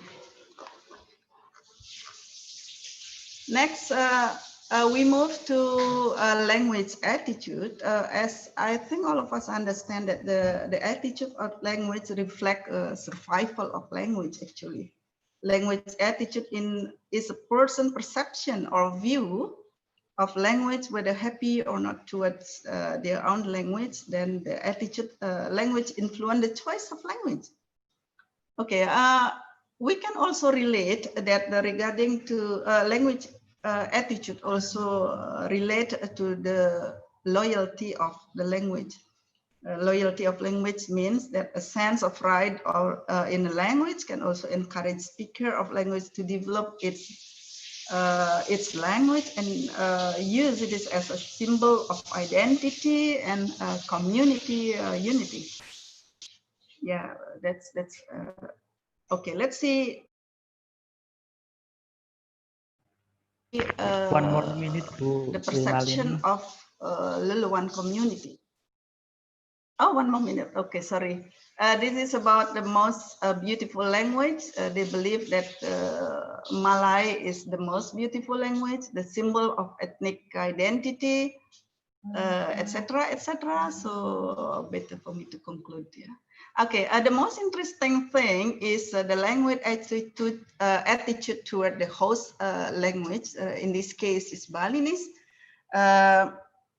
When we ask them whether they, how about the perception about the Balinese language, mostly uniting me with all Balinese people.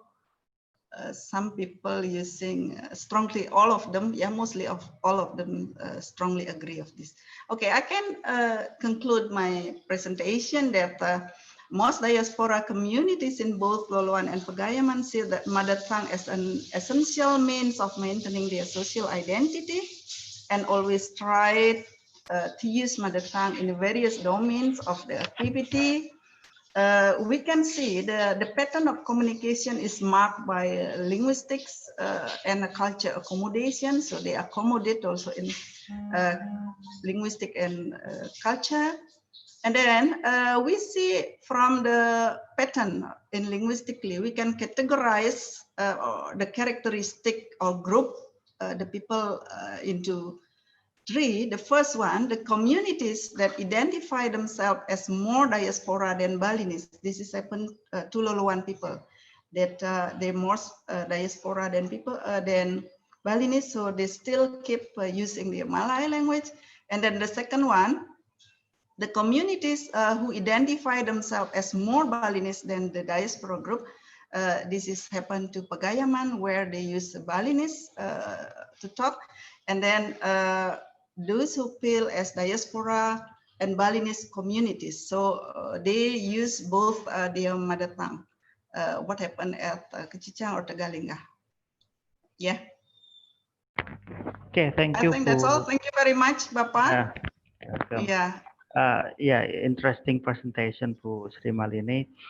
There is a question from Hanifah Hifnia. Does the naming of the Balinese have relationship with the language they're using? Okay. Yeah, the naming of, can I directly answer? Yeah, does the naming of the Balinese have relation with the language they're using? The question is like this, yeah.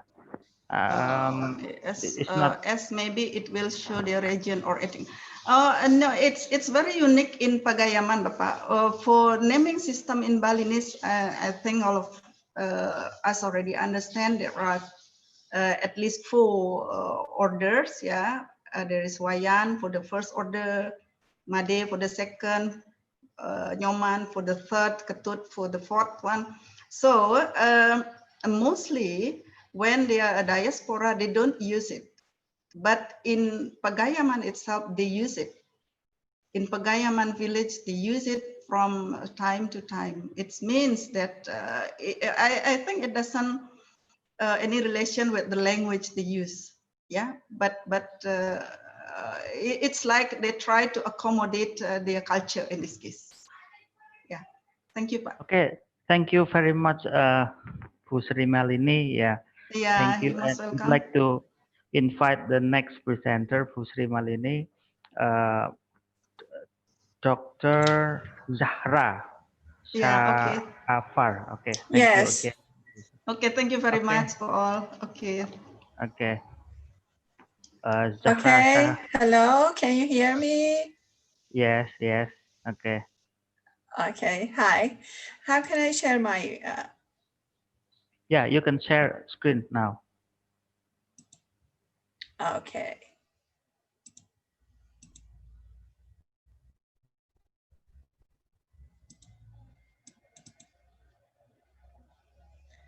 Just a moment.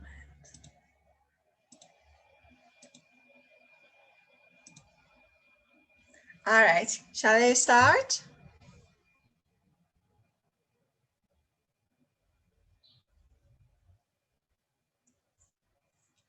I can't hear you. Yes, you can start, Miss. Yeah. You can start. Okay, thank you. But we can see the PowerPoint. We can see the PowerPoint. Can you see it right now? Yeah, I think you can stop the screen and then you can share screen again. Yeah. Share. Stop sharing. So you have my screen right now? Yes, but only. Excuse me, do you have my screen? Only analytical writing elements of thought. It is in the, what is it? The screen from your. Yeah.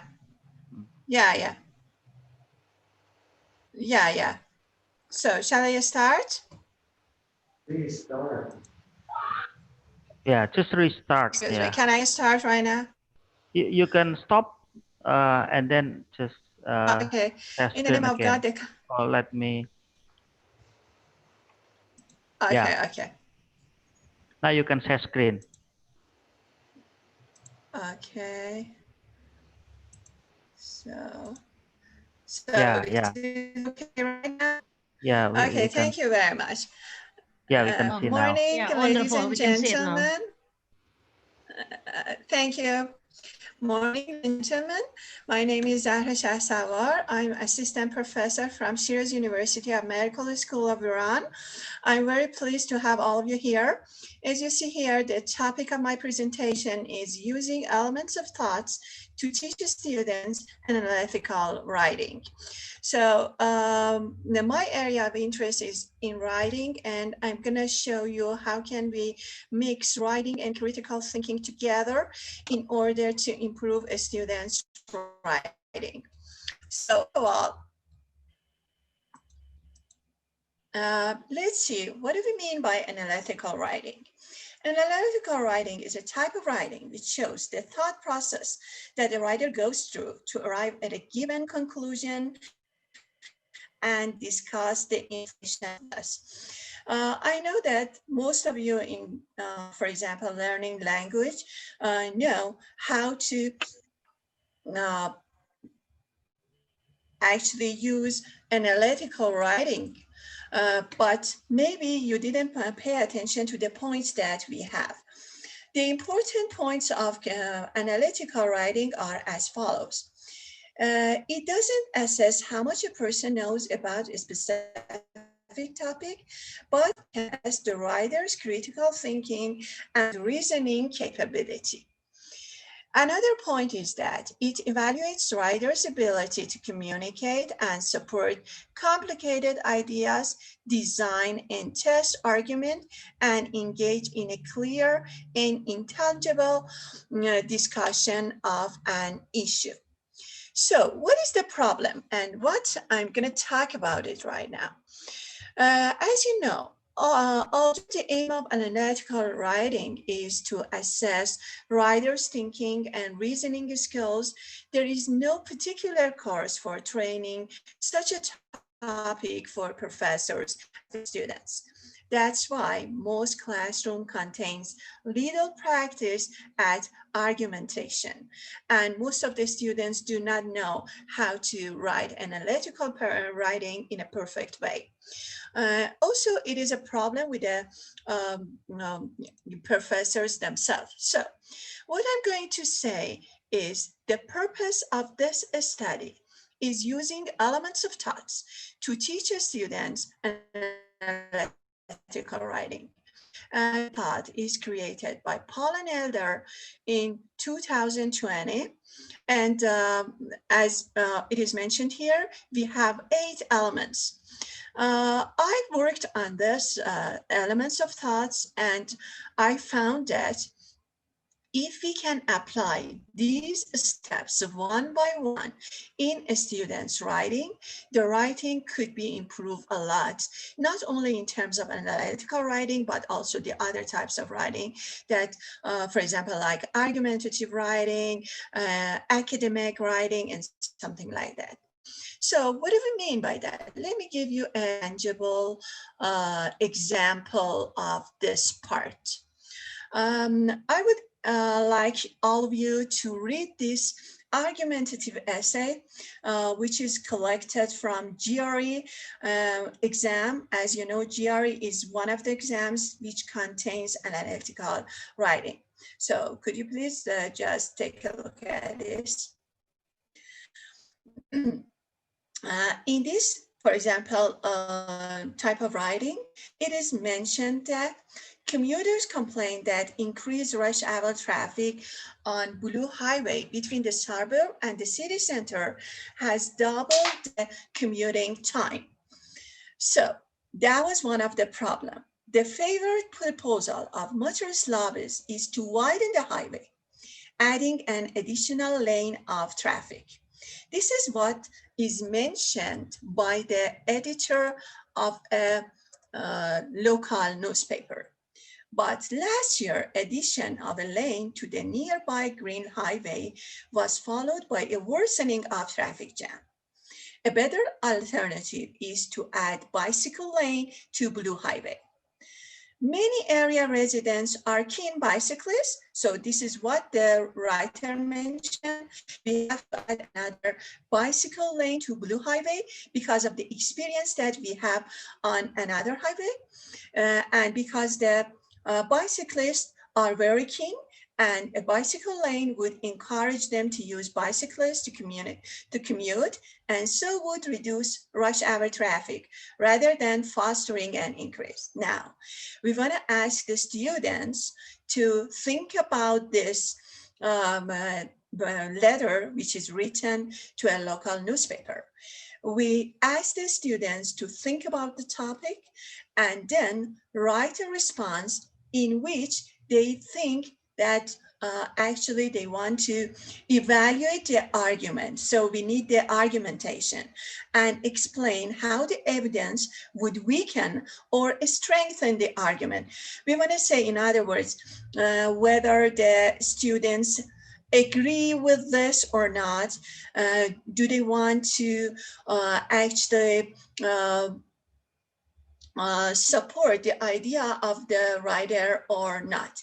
So they have to justify it, they have to provide examples, and they have to provide the claims. Now, let's go by one by using the elements of thoughts. In this part, we're going to talk about the first part, which is the purpose. For example, we have to say, how can we evaluate the argument and plan a response before starting to write? We need to actually give the students this opportunity and this chance to think of that. The best part is pre-writing. So they have to go through the pre-writing strategy. And the purpose of the pre-writing for this part is to identify the objectives and say what the writer is trying to accomplish. Another part, for example, here, the conclusion or the purpose of this study is using a better alternative to add a bicycle lane to Blue Highway. So this is the first step, that as a writer instructor, we have to teach the students. Another part is thinking of the questions at issue.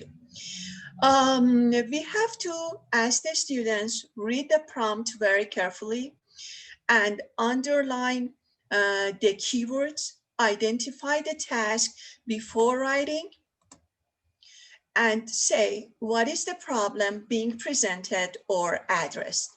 So again, if we back to the title, we want to see that the problem is this part that I have already mentioned, and this part is the task.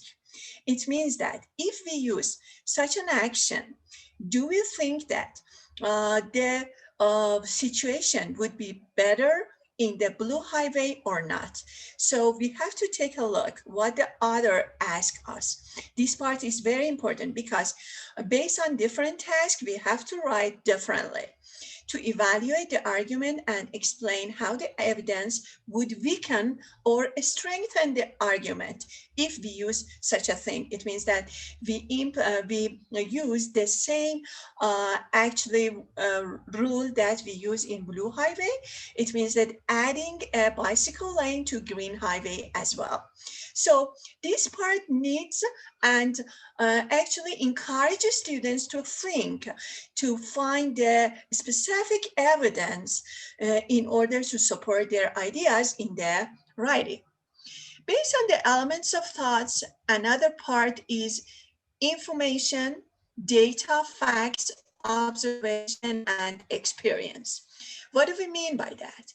As a writer, we have to provide some information based on the data, evidence, and experiences. But remember that in that part, we cannot add any extra information, or we cannot involve our own ideas or our own evidence from somewhere else. That is the difference between analytical writing in GRE exam or something like that by other types of argumentative writing.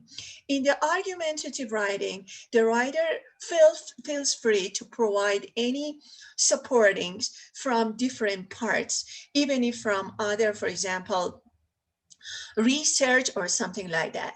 But now, in this case, you have to mention your students. They have just focused on the prompt that they have already seen. They can't add anything more to that. All right, and then provide relevant supporting reasons and examples. Based on that evidence or facts or data that we have in the actually prompt, we have to provide supportings and reasons. And then we have to see what information does the writer need to answer the questions. For example, in order to answer these questions, what information of the prompt is necessary for the readers, and we have to highlight them and discuss them. The next step in this part, we're going to talk about, for example, this part is a task that we are going to say, and these are the information which is important. We have to talk about what if we have an additional lane of the green highway, that the author mentioned that this may follow by worsening a traffic jam. So if we have such a thing, what would happen if we apply it for the other highway? Next part is interpretation and inference. Now we have a prompt, we have already read it, and we ask the students to read it. And then now we have to show what do we imply, what do we get, and what do we conclude from the discussion. What are the judgments that will allow the writer to know if he or she has been successful? The next step, okay, and we have to consider all possible consequences. For example, here we have to say what happens if they widen the highway and add an additional lane of traffic in Blue Way. If we do that, what will happen? So we're going to answer this question. Now, next step is concept. So concept refers to the theories, laws, models, principles, and definitions that we have. In order to find the main concept, the writer should think of a question that would be answered by the paragraph, by the prompt. Concepts are ideas, theories, laws, principles, or hypotheses, using thinking to make sense of things. So this part is very important to be improved. And we have to consider what concept will I use to correct the problem, for example, in this argumentative writing. And what information do I need to apply to correct the problem? The most important, I think, part that every individual or every student should be taught is using assumption.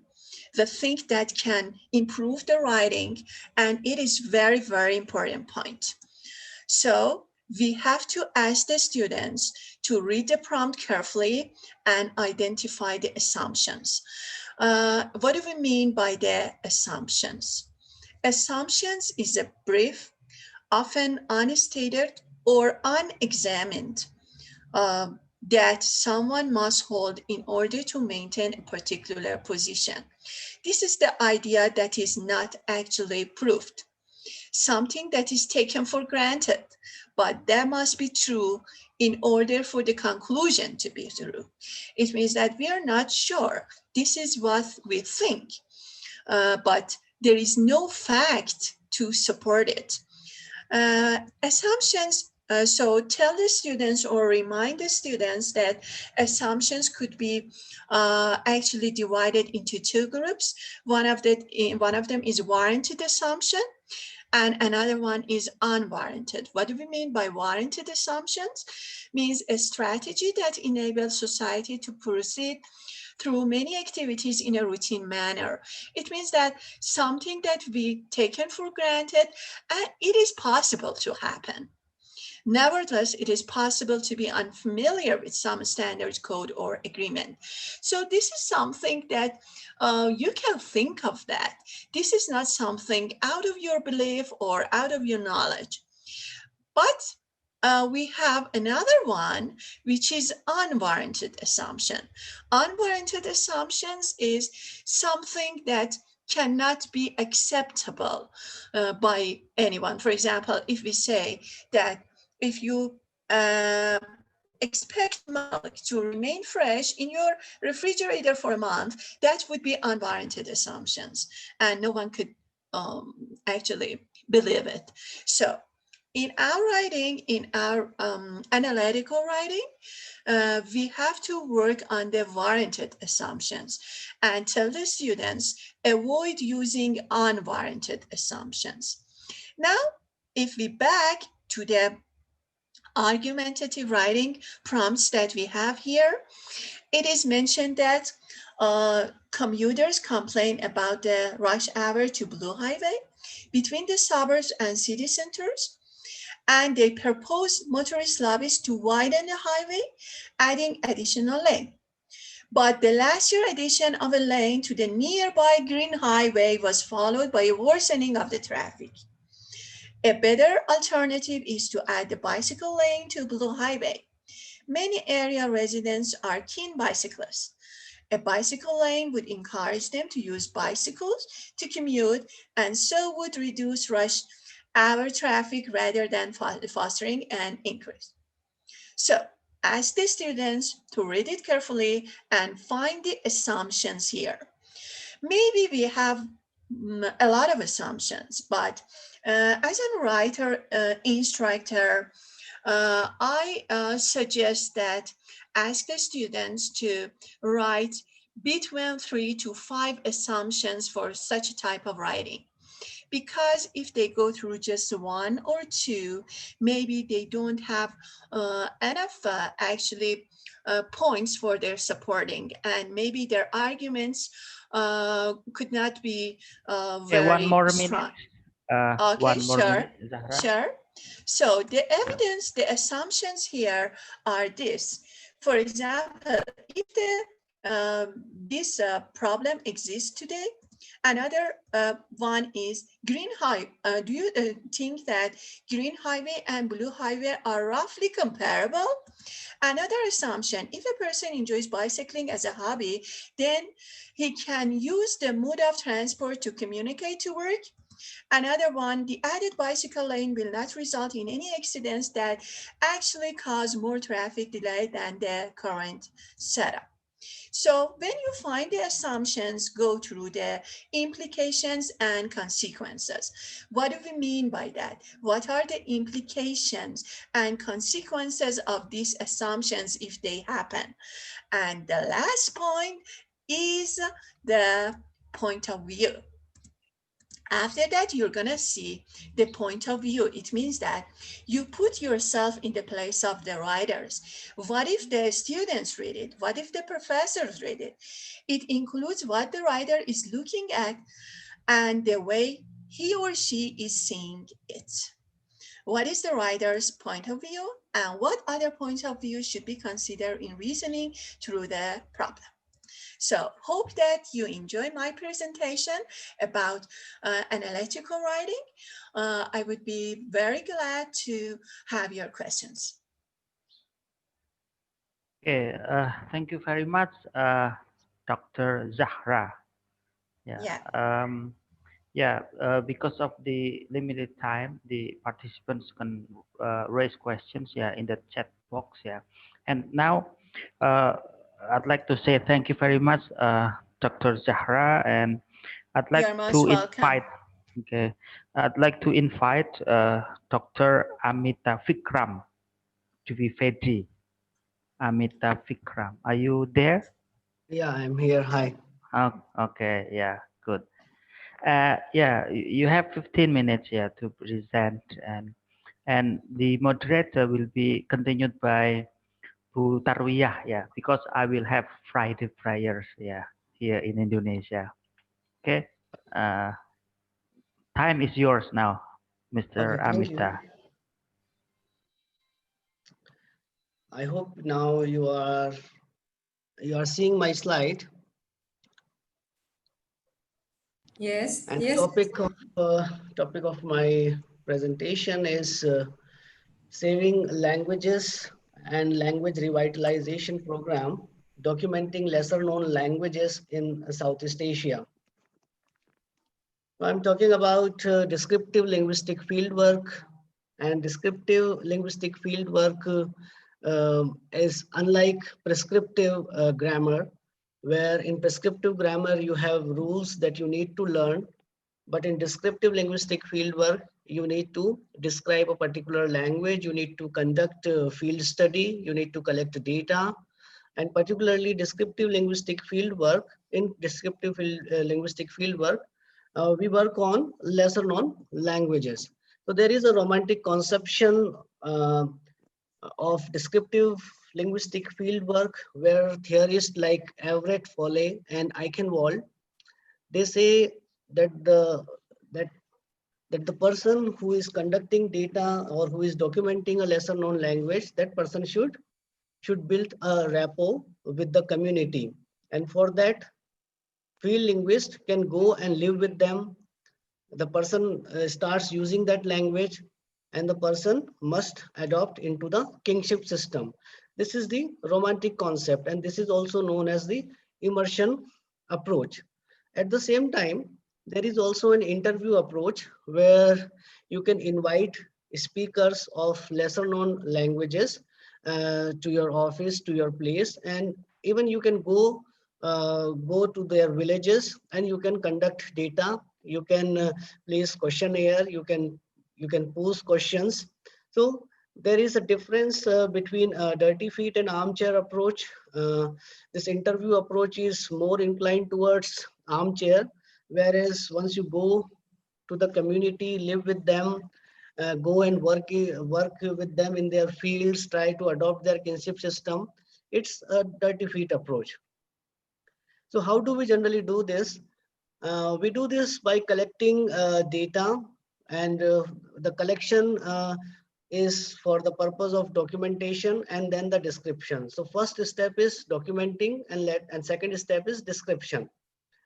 And how can you collect data? Through interaction with the speakers, through questionnaires, using audio visual modes to collect data. So there are various ways through which you can collect data. But one thing you need to keep in mind, that when you collect data, the data should be naturally collected. It is not constructed. It should not be constructed that you are sitting in your office and you are constructing data. So this mechanization must be stopped. Otherwise, your data will not be a true data. Then there are certain theoreticians, they claim that documentation and description, they should be theoretically independent.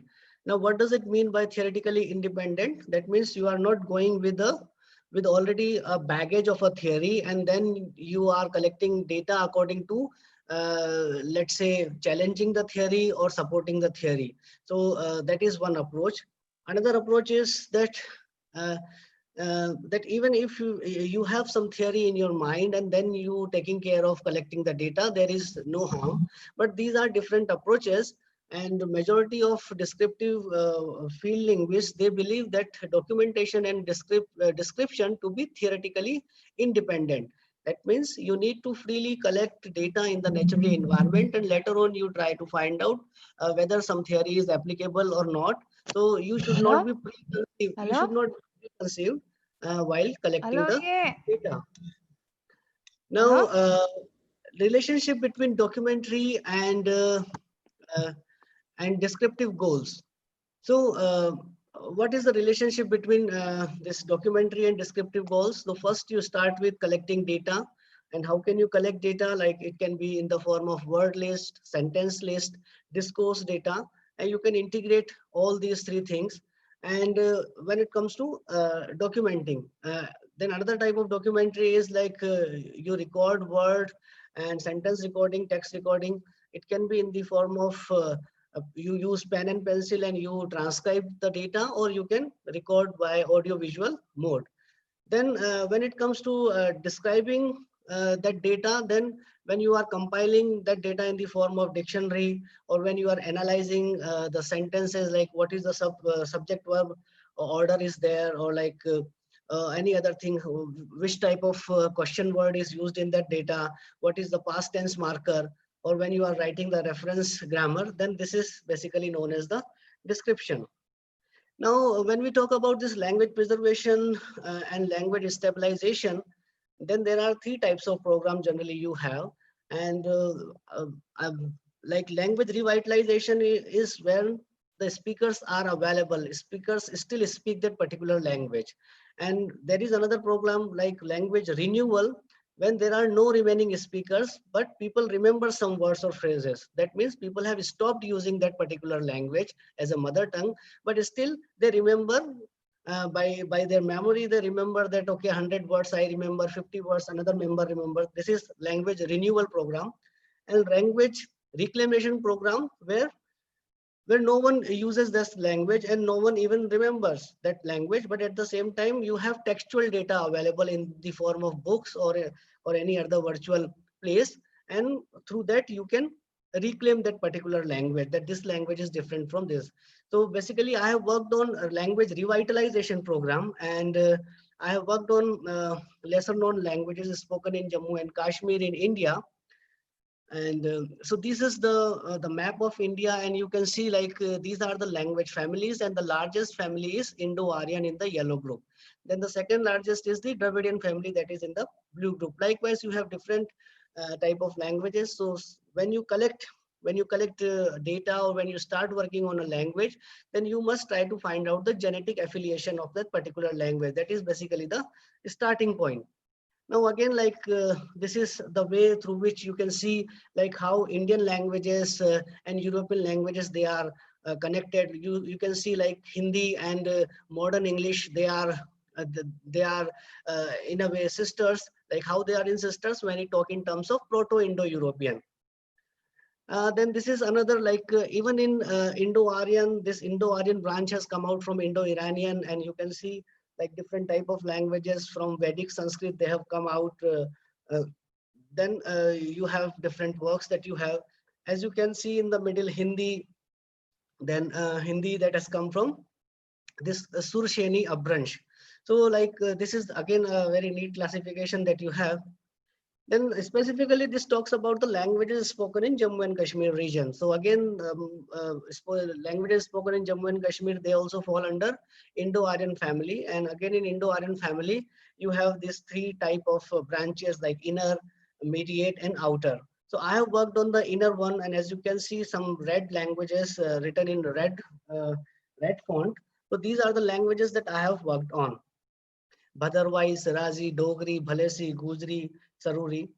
So this is the map of Jammu and Kashmir, and as you can see, there are various districts in different colors. And likewise, the languages that I have worked on, I have written with the number in which district or in which region they are spoken. Now these are the books written by me. Dogri and its dialect, a grammar of Bhadarwai, a grammar of Sirazi. These books are available online, and these books are also available in the libraries of Stanford and Princeton University. Now you can see like it is not the way that you simply work on the language and you don't document the culture. So there are festivals, there are folk songs, folk dance that you can also document. You can also make a video, you can describe them. So this also includes in descriptive linguistic field work. But for that, you need to apply ethnographic approach while documenting them, interviewing them. So this is one such video that you have. Now district-wise classification that I have done. So there are 22 districts in Jammu and Kashmir region in India. And mostly you can see that in each district, like a different language is spoken. So you can see how Jammu and Kashmir region of India is like multilingual, and it is like super rich in terms of languages spoken.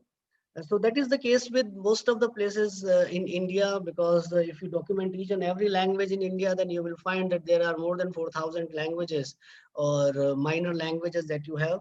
And hundreds of languages are still waiting to be documented. So the work that I have done, that is again the first time documentation of these languages. Now there is one more question arises when you start working on a language, and people start asking that whether a language is a language or language is a dialect. Then I think you can answer that questions very smartly by quoting Max Wenrich when Wenrich says that a language is a dialect with an army and a navy. Now this is this one-liner is an example of a witty remark, because whatever the language that you have, it is because the people, they were influential, and they had political support with them, and socially economically they are more advanced. That's why their languages became the part of the constitution, or that is recognized. But those people who are marginalized, their languages are still waiting to be to get a formal platform in the academia as well as in the constitution, and as a recognition that they need. But at the same time, if you want to reply linguistically, then there are two criterion. What are they? Like, one is like mutual intelligibility. So mutually intelligible varieties of the same language can be understood by the speaker. But if you want to be more precise, then you can find out that how much lexical similarity do they have. If the percentage of lexical similarity is higher than 85%, then you can claim that these two languages are not separate languages, but dialects of each other. And once the languages, once you find like there are 4 varieties of the language and they are dialects of each other, but still you will find that only one variety is considered as the standard one. And again, like whichever language is considered as the standard one, it depends upon the influence of the speaker to the government agencies. So I have worked on these languages, and I have just selected this a little data. I'm just showing this little data. So these are the 7 languages that I have worked on. And as you can see that most of the languages are subject, object, verb, and only one language, Kashmiri, is subject, verb, and object language. So this is the minor difference that you find. At the same time, like you can work on structural analysis of proverbs. So you can collect proverbs also, you can analyze them. So here there's a sample that I have analyzed Dogri proverbs in different structure. So likewise, this I have done. So proverbs based on like animals and insects and birds and another animal. So this type of categorization you can also have. And this is the performance of Dogri on a Dogri song by my students. So all these are my students and they are performing. So this is like a farming in Bhadarwais, or how do farmers they farm. So this type of thing you can also document in an ethnographic manner. And these are some of the informants, particularly from one family, and I have clicked that. So all these things will add to your work. So thank you for giving me this time and opportunity to present my work. Thank you all for your time. Okay, thank you. Nice presentation about language study. But a question here is raised: how to make sure that our data is naturally collected? How to make sure that our data is naturally collected? Yeah. So there are certain ways that that can ensure that your data is naturally collected. First way is don't collect data from a small group of people. For example, don't collect data from 10 people, collect data from at least 500 people. Second thing is don't collect data from only one region. If the language is spoken in 10 regions and if you are collecting data from only one region, that means it is not naturally collected. You go to each region. And then the third thing is don't collect data from only one type of age group. Collect data from children, from adult, from middle-aged group, from old, for all. So these are very few basic things through which you can ensure that your data is naturally collected. At the same time, don't use armchair approach that, okay, my informant will come to me and I won't go to my informant. But the other way around, you need to think of that you must go to your informants, live with them for a few days in their village and try to adopt their teaching system, their food habits, their other cultural thing, participate them, then naturally you will collect the data. Okay, thank you for clear answer. Okay, thanks for the presenting and thanks for answering the questions. And let us invite the last speaker, Professor Dr. Farjis from Christ College Autonomous, Kerala, India. Hello. Can you hear me now, ma'am? Can you hear me? Can you make the volume up? Okay, the volume is less. Okay. It's unclear. We can. hear me? Listen to your voice. Okay, okay. I'll do one thing. I'll remove this. How is it now? Yeah, okay, that's better. Clear. Yeah. Okay, okay, okay. That's great. So, at the outset, I would like to thank everyone, the organizers, the university, the rector, and of course, the wonderful hosts for inviting me to deliver a short lecture on language studies. Especially, I'll be doing it on ICT in enhancing language studies. With this, let me go to my slides. Ma'am, hope I can share my slides, right? Yeah, you may do it. You may share your slide. Yes, it's enabled. You can see me, ma'am? You can see my Yeah. slides now? Yes. Okay, okay, Yeah. that's fine. So, my topic for the day is ICT in language education in COVID times. We all know that we are going through a bit difficult times where colleges and universities are closed. Most of our teachers are now going online. These technologies were there to a certain extent before, but it was COVID which forced us to go online to use latest technologies. So how would it work with language education, especially? Of course, it works with all subjects, but I would like to speak about how this would work with language education in general. And something very general, because I know that teachers from different disciplines and subjects are attending this. So to my presentation, ICT in language education in COVID times. Education is the process of facilitating learning or the acquisition of knowledge, skills, values, beliefs, and habits. We know that. Okay, whatever the subject that we are learning. Language acquisition is a subconscious process. And language learning, on the other hand,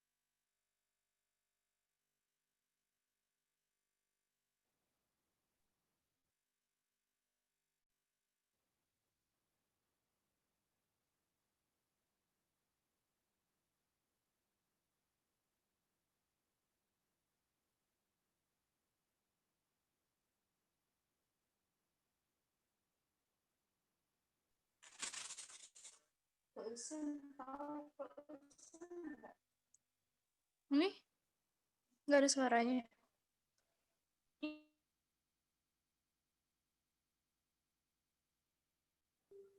We lost the voice.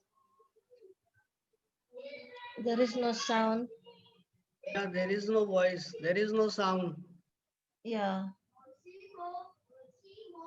And there is no screen either.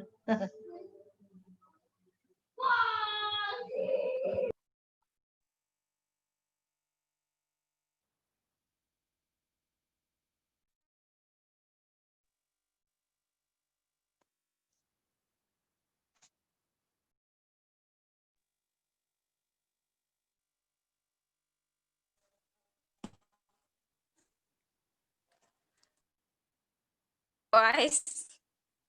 There is no voice. Don't speak.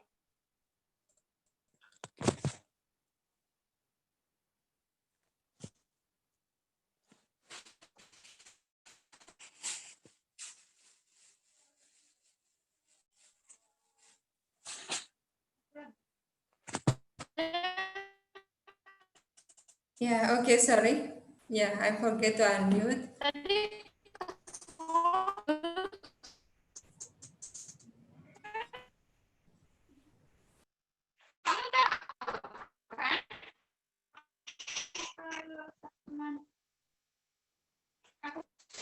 bisa apa-apa, harus ribet kan? Belum bikin soal. Tinggal bikin soal. Punya anak, dan terus gue belum bikin bapaknya soal. bapaknya Nggak, kerja. Anaknya juga belum ngerjain Terus PR. enggak, lu anggap aja masih kecil anaknya itu.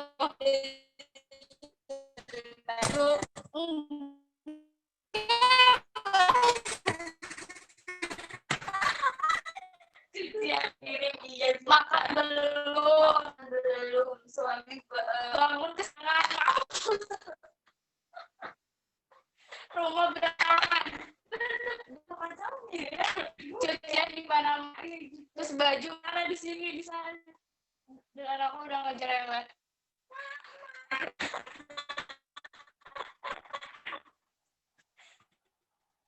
Keren banget punya anak.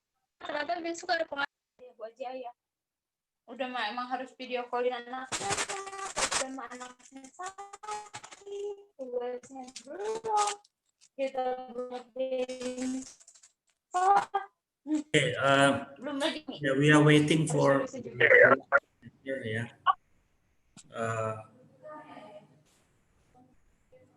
Farkis. Are you there, Farkis? Dr. Farkis? Hello?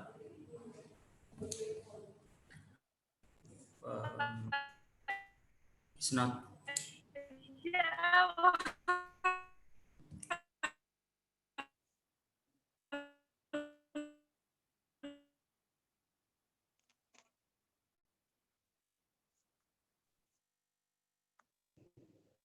Kalau suaranya enggak adalah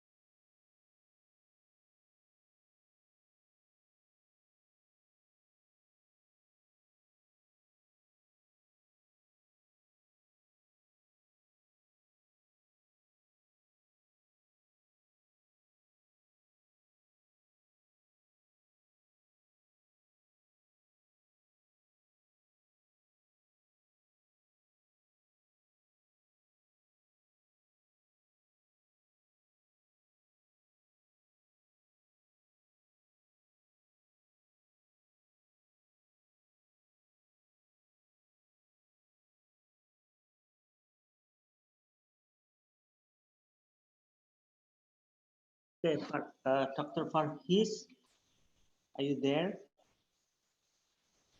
Dr. Farhis? Hello? Bapak David. Yes. I think Dr. Padis already told us at the group that he lost his connection about the technology. Yeah. Okay, so yeah.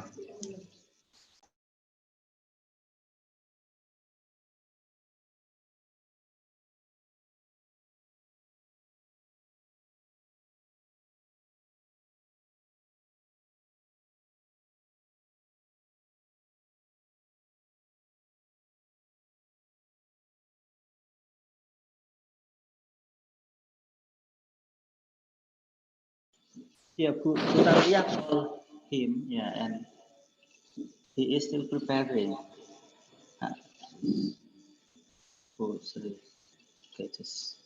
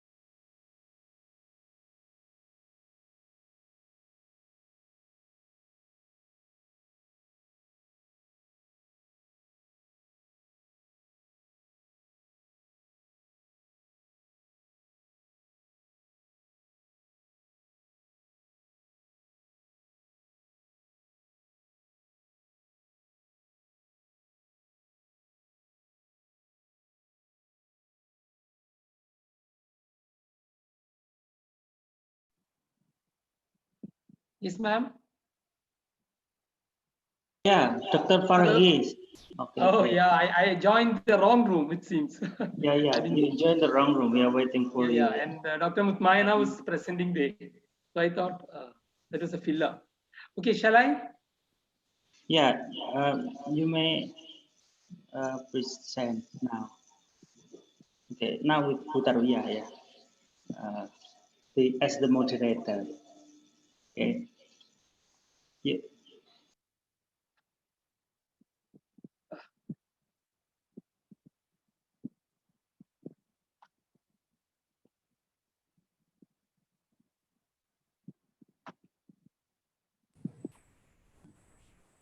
Yes.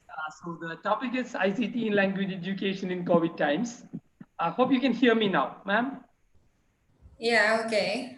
Okay, all right. And it was a technological glitch, which, and I think it was a bit timely because since I'm going to speak on the latest technologies, sometimes unexpectedly things may happen. This was just a power failure and the inverter was a bit down. That's the reason, but I've picked up. So, I mean, when we speak of this, especially in the COVID times, how ICT has enabled us to reach our students, because teaching is often said to be reaching. And I was talking on language acquisition and language learning, where language acquisition is a subconscious process, whereas language learning is often said to be, I mean, a conscious process. So here, the language education should facilitate both acquisition and learning of the language. So there should be, it should go hand in hand. So if you want to use the language, as far as speaking is concerned, writing is concerned, naturally you need to acquire the language. But the learning that we does should be that we do is often will help us how to monitor this. Okay, so when we speak of ICT in education in general, this slide would explain what exactly ICT in education is. Because I mean, education consists of teaching learning process, assessment process, and professional development. That is research and extension, and naturally administration. So these are the different acts. See, this can be used for almost all the subjects. So here, when we speak of teaching and learning, especially in the, I mean, online or in the technological way, there are two important aspects for teaching and learning. One is the content delivery, and the other one is the content creation. So we need to create the content. The content is to be created, and it has to be delivered. So for that we have a lot of ICT applications, websites, and tools for that. See, for content delivery we have flipped classes, LMS, MOOC. I mean, content. There are many websites, e-learning, and we have online platforms. Both synchronous and asynchronous platforms are there. So that's for content delivery. And for content creation, we have a lot of different tools which will help us to create the content before it delivers. And as far as assessment is concerned, again, assessment can be done online. There is polling, e-portfolios, quizzing tools, then forums, so many. And when it comes to professional development, very important as far as teachers or educators are concerned, where we have a lot of online forums. Okay, digital publication is there, the online forums are there, discussion boards. I mean, there are online courses and webinars which you attend now. All these are there. And when it comes to administration, again, we have if there are administrators attending this webinar, we have I'm sure the schools or colleges, the office is automated. The office is automated in the same way. I mean, parent teacher, relationships are automated. The library is automated. That's the administrative side as far as ICT is concerned. So ICT in a way can help a lot, not only in COVID times, maybe in the new normal, which is going to come. So here, but when we speak of foreign language acquisition and education, see the latest theories. See, in the beginning, in the behaviorist approach, language was seen as an autonomous structural system, and learning language was a kind of habit formation. That was, one of the first theories. We have grammar translation method, audio lingual method, direct method, etc. And then came the cognitive approach. In the cognitive approach, where language is seen as a mental system. Language is seen as a mental system, and teaching learning process to a certain extent is very much related to our cognitive process. So that is the cognitive approach. We acquire the language, and we have theories like Piaget, we have Vygotsky, etc. Then when it comes to Vygotsky, let me tell you, we have the socio-cognitive approach, where language is seen as both social and cognitive phenomenon, and language learning through interactions. Okay, the language can be better learned through interactions, and we have theories relating to it. by Chomsky, Vygotsky, etc., where when we interact with advanced speakers, we acquire the language. And there's a shift as far as communicative language teaching methods are concerned. There is a shift from all these to communicative language teaching method, where we give more importance to fluency. So once you acquire fluency, accuracy will follow.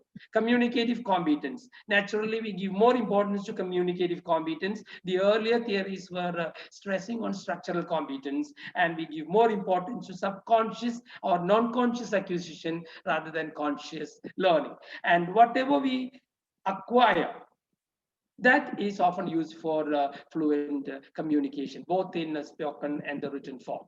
So here, when we speak of basis of ICT in English language teaching, see, we have both theoretical development and technological development.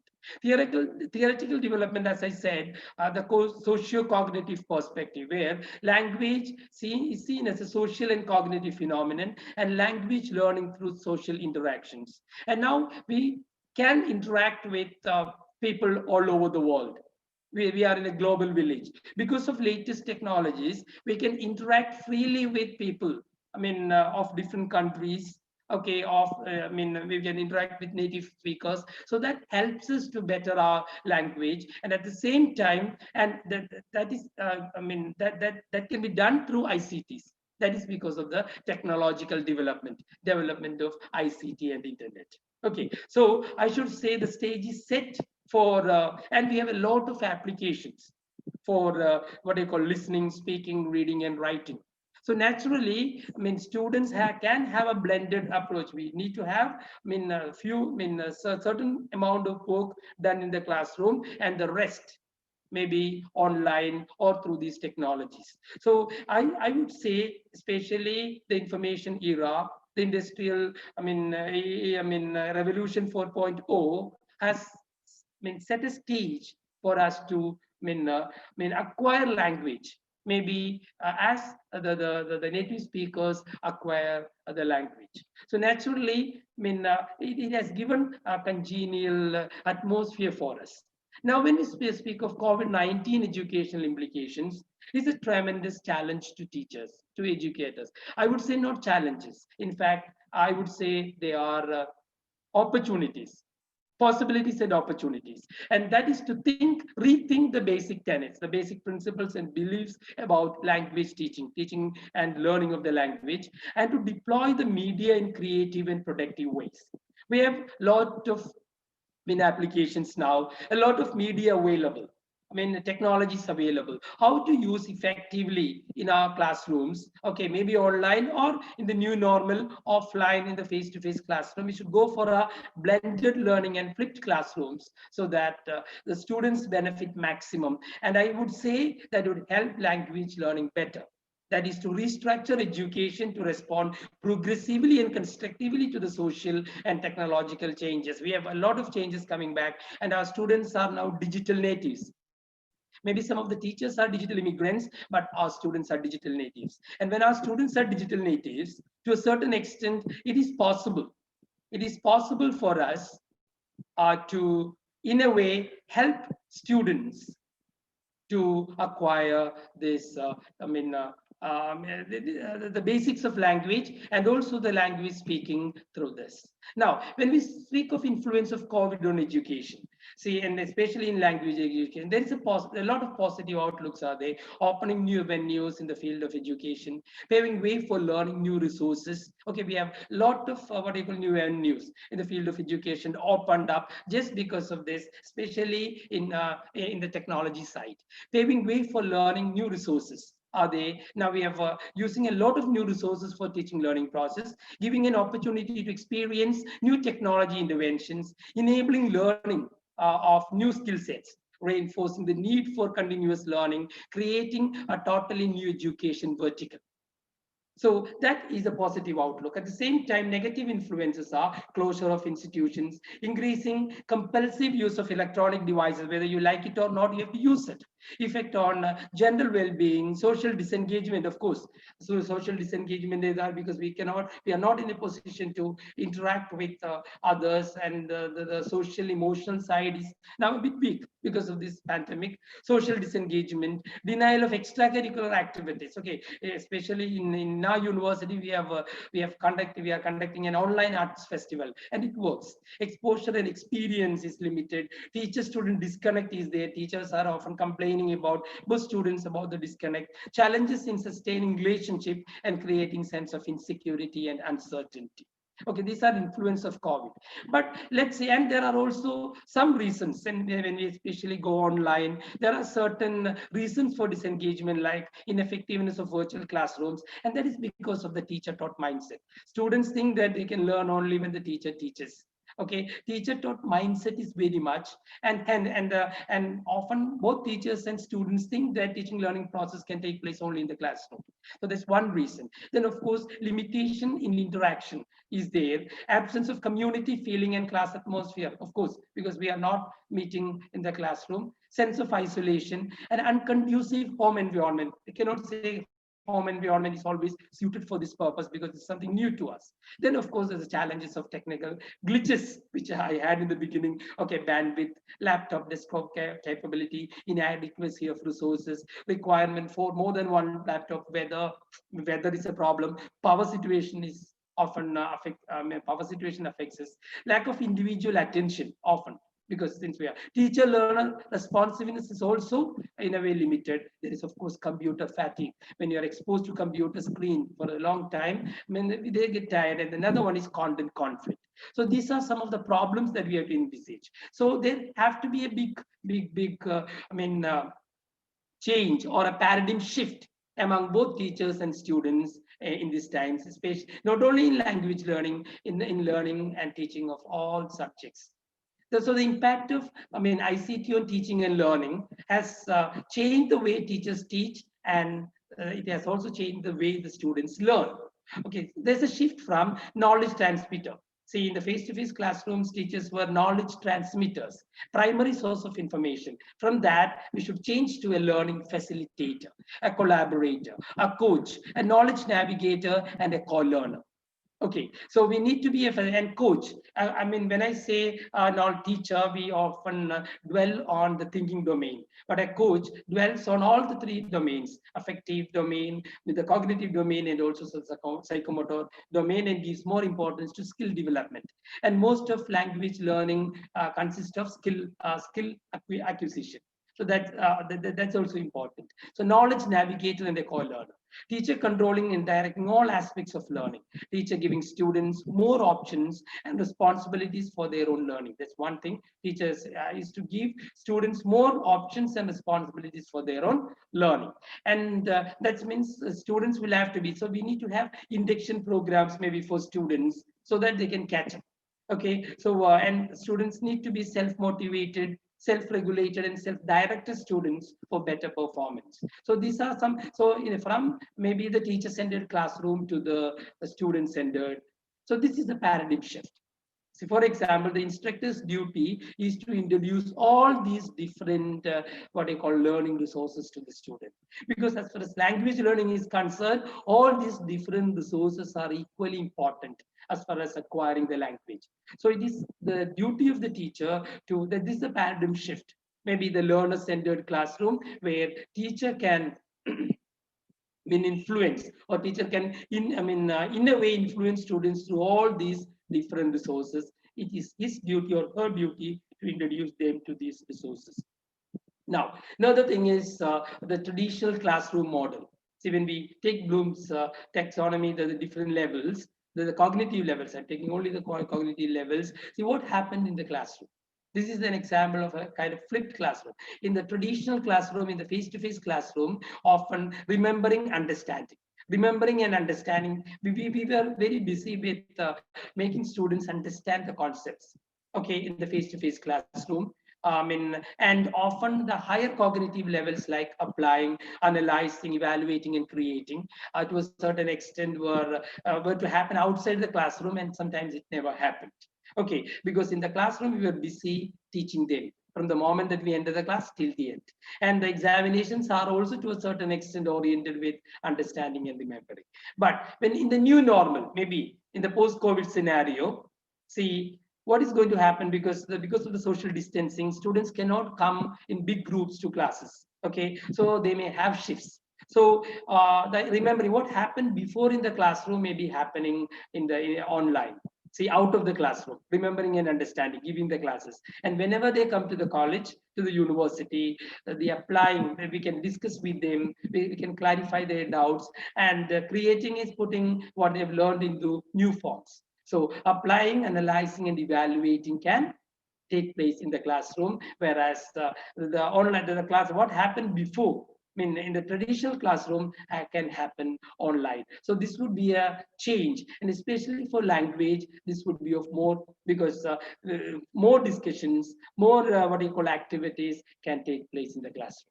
Now, when we speak of technological, pedagogical, TPAC is a very important concept.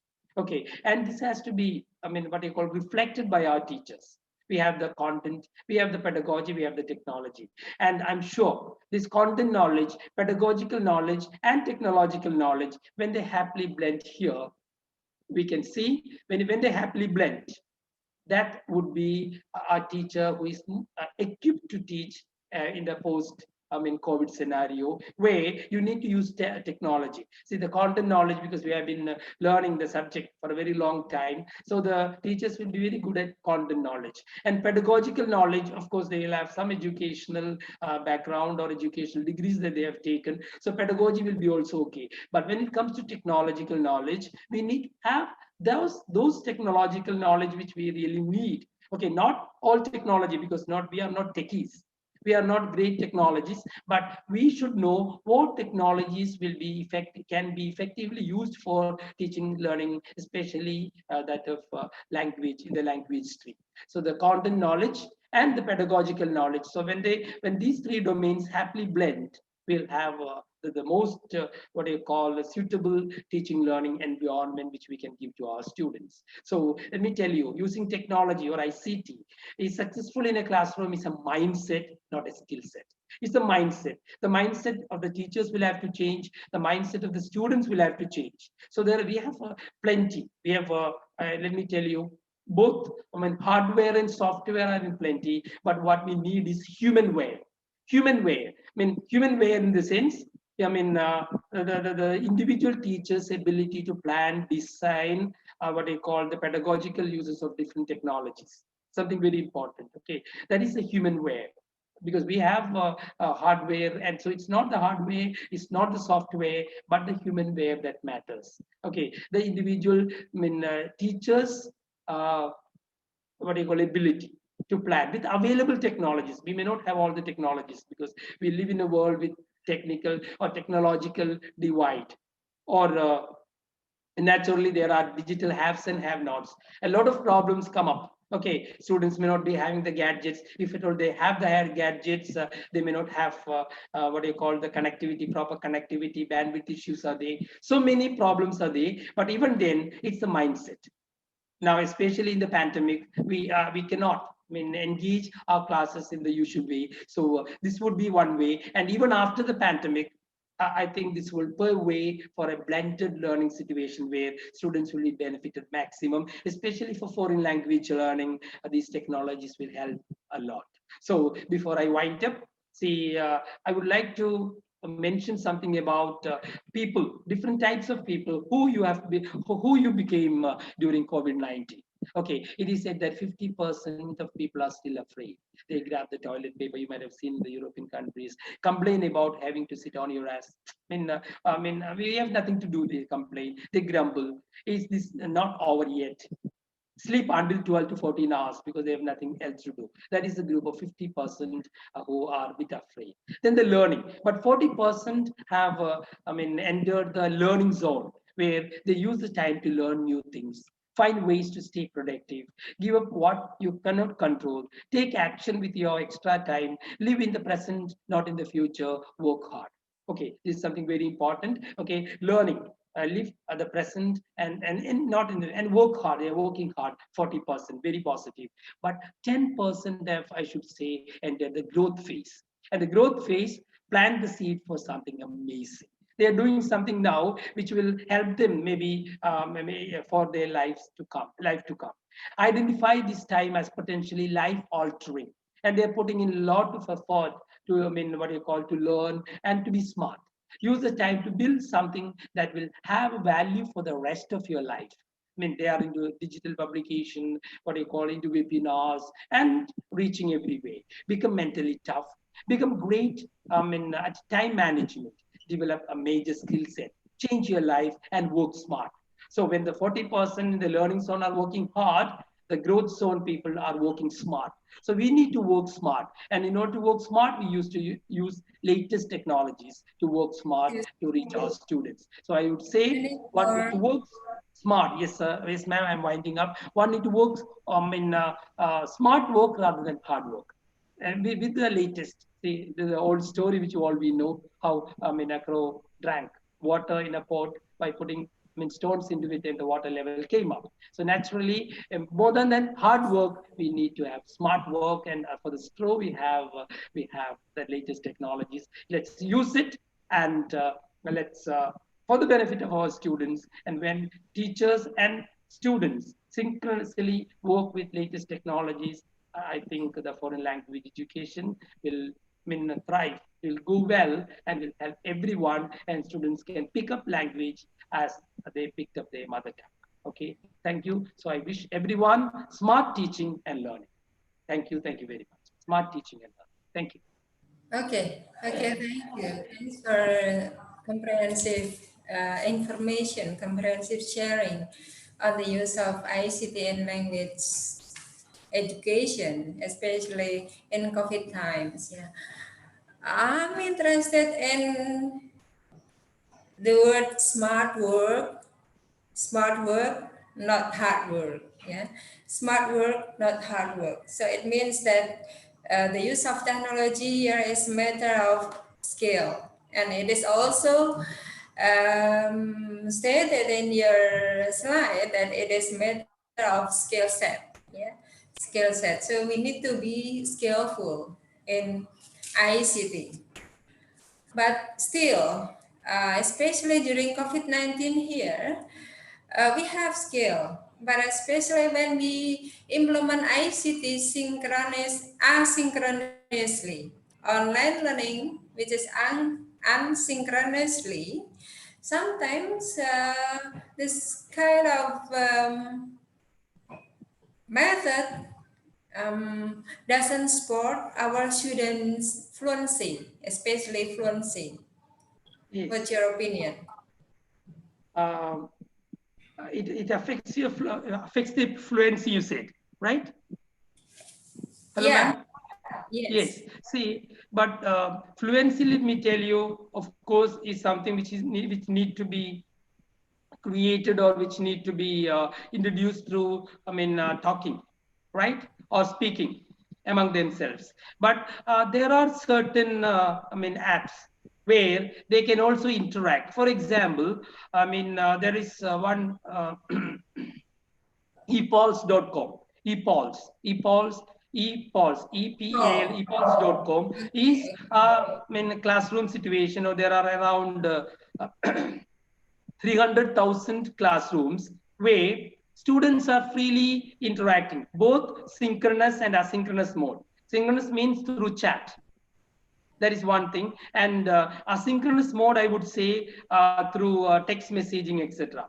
And in a research, it is said that it will develop their fluency. And not only that, they'll come, across latest language patterns, which are often used by the native speakers, so that they'll be always updated with that. So it's possible, ma'am, of course. So that's why I said it's not 100% learning online, but instead it should be a blended learning, where we need to have in the classroom this kind of exchanges, and that should be carried out, okay, to the online platform, so that students will be in a way, always in touch with language, and they'll be also updated with latest patterns. And I think it works, ma'am. Okay. Okay, thank you. So you said ePulse.com, yeah? What other Yeah, apps? ePulse, Okay, E-P-A-L-S, besides, ePulse. yeah. And there are also language labs, ma'am. Another one is language lab in the sense, some of the, what there happens is listening and speaking mainly. So when you need to listen, you need to have a kind of ear training first. So listening and then speaking. And you can record it. There are apps which will help you to record it. You can compare it. So that way also, can learn. And whenever they come to classrooms, they can interact among themselves. And I think when you go for a blended, teaching learning style, that helps a lot with technology. Okay, thank you. So again, it is a kind of smart work, yeah, not hard. Yeah, smart work. Okay, Thank you. I agree with it. Okay, and I must also work smartly, yeah. Okay, so this is the end of our session today. And thanks to all presenters, all audience. And let me inform you again that we invite you in our closing ceremony at 13 this afternoon, through joining the link which is used in plenary session 1D. So just check the schedule and you find plenary session 1D. There we are going to hold our closing ceremony. Before closing this session, I think it's better for one of the presenter to give a kind of closing remark. Bu Lika, are you willing to give closing remark before closing this session? Hello, Bu Tarwiyah. Yeah. Hello, ladies and gentlemen. Thank you so much for the opportunity for joining this virtual international conference conducted by UIN Semarang. I would like to say thank you for giving us opportunity to share ideas in here. We hope that in the future we can meet again with the other topic. And congratulations for the Muri record book that will be held to UIN Semarang. Thank you so much to the big family of UIN Semarang. Thank you so much to all of the presenters. We do hope that we will meet again someday. Thank you. Thank you so much, Bu Tarwiyah. Okay, you are welcome. Again, thanks all to all presenters. Thanks for the cooperation. Thanks to all audience who have patiently joining with us, from this morning. And hopefully that we can meet again in another program. And again, please join our closing ceremony at 13. Okay, thank you. And let me close by saying wassalamualaikum warahmatullahi wabarakatuh. Enjoy your weekend and always take care. Thank you, Bu Tarwiyah.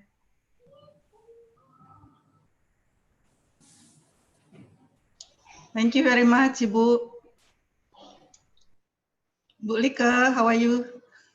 Halo, apa kabar Bu Sri Malini? Baik. Iya, baik. Kita bertemu di Bandung waktu workshop. Lupa ya. Rilo, with Rilo. Waktu Rilo ya Ibu ya, tahun 2016 kalau nggak salah. Oh iya, ya sudah lama sekali. Senang bertemu Bu Sri Malini. Kapan-kapan saya senang juga bertemu Ibu. Ya, lama tidak bersua kita. Iya Ibu. Mudah-mudahan we can collaborate someday, Ibu. Iya, hope so Ibu, hope so. Iya. Thank you Ibu. Kita join ke. Iya. Okay. See you. Bye Bu Sri Malini. See you. Bye.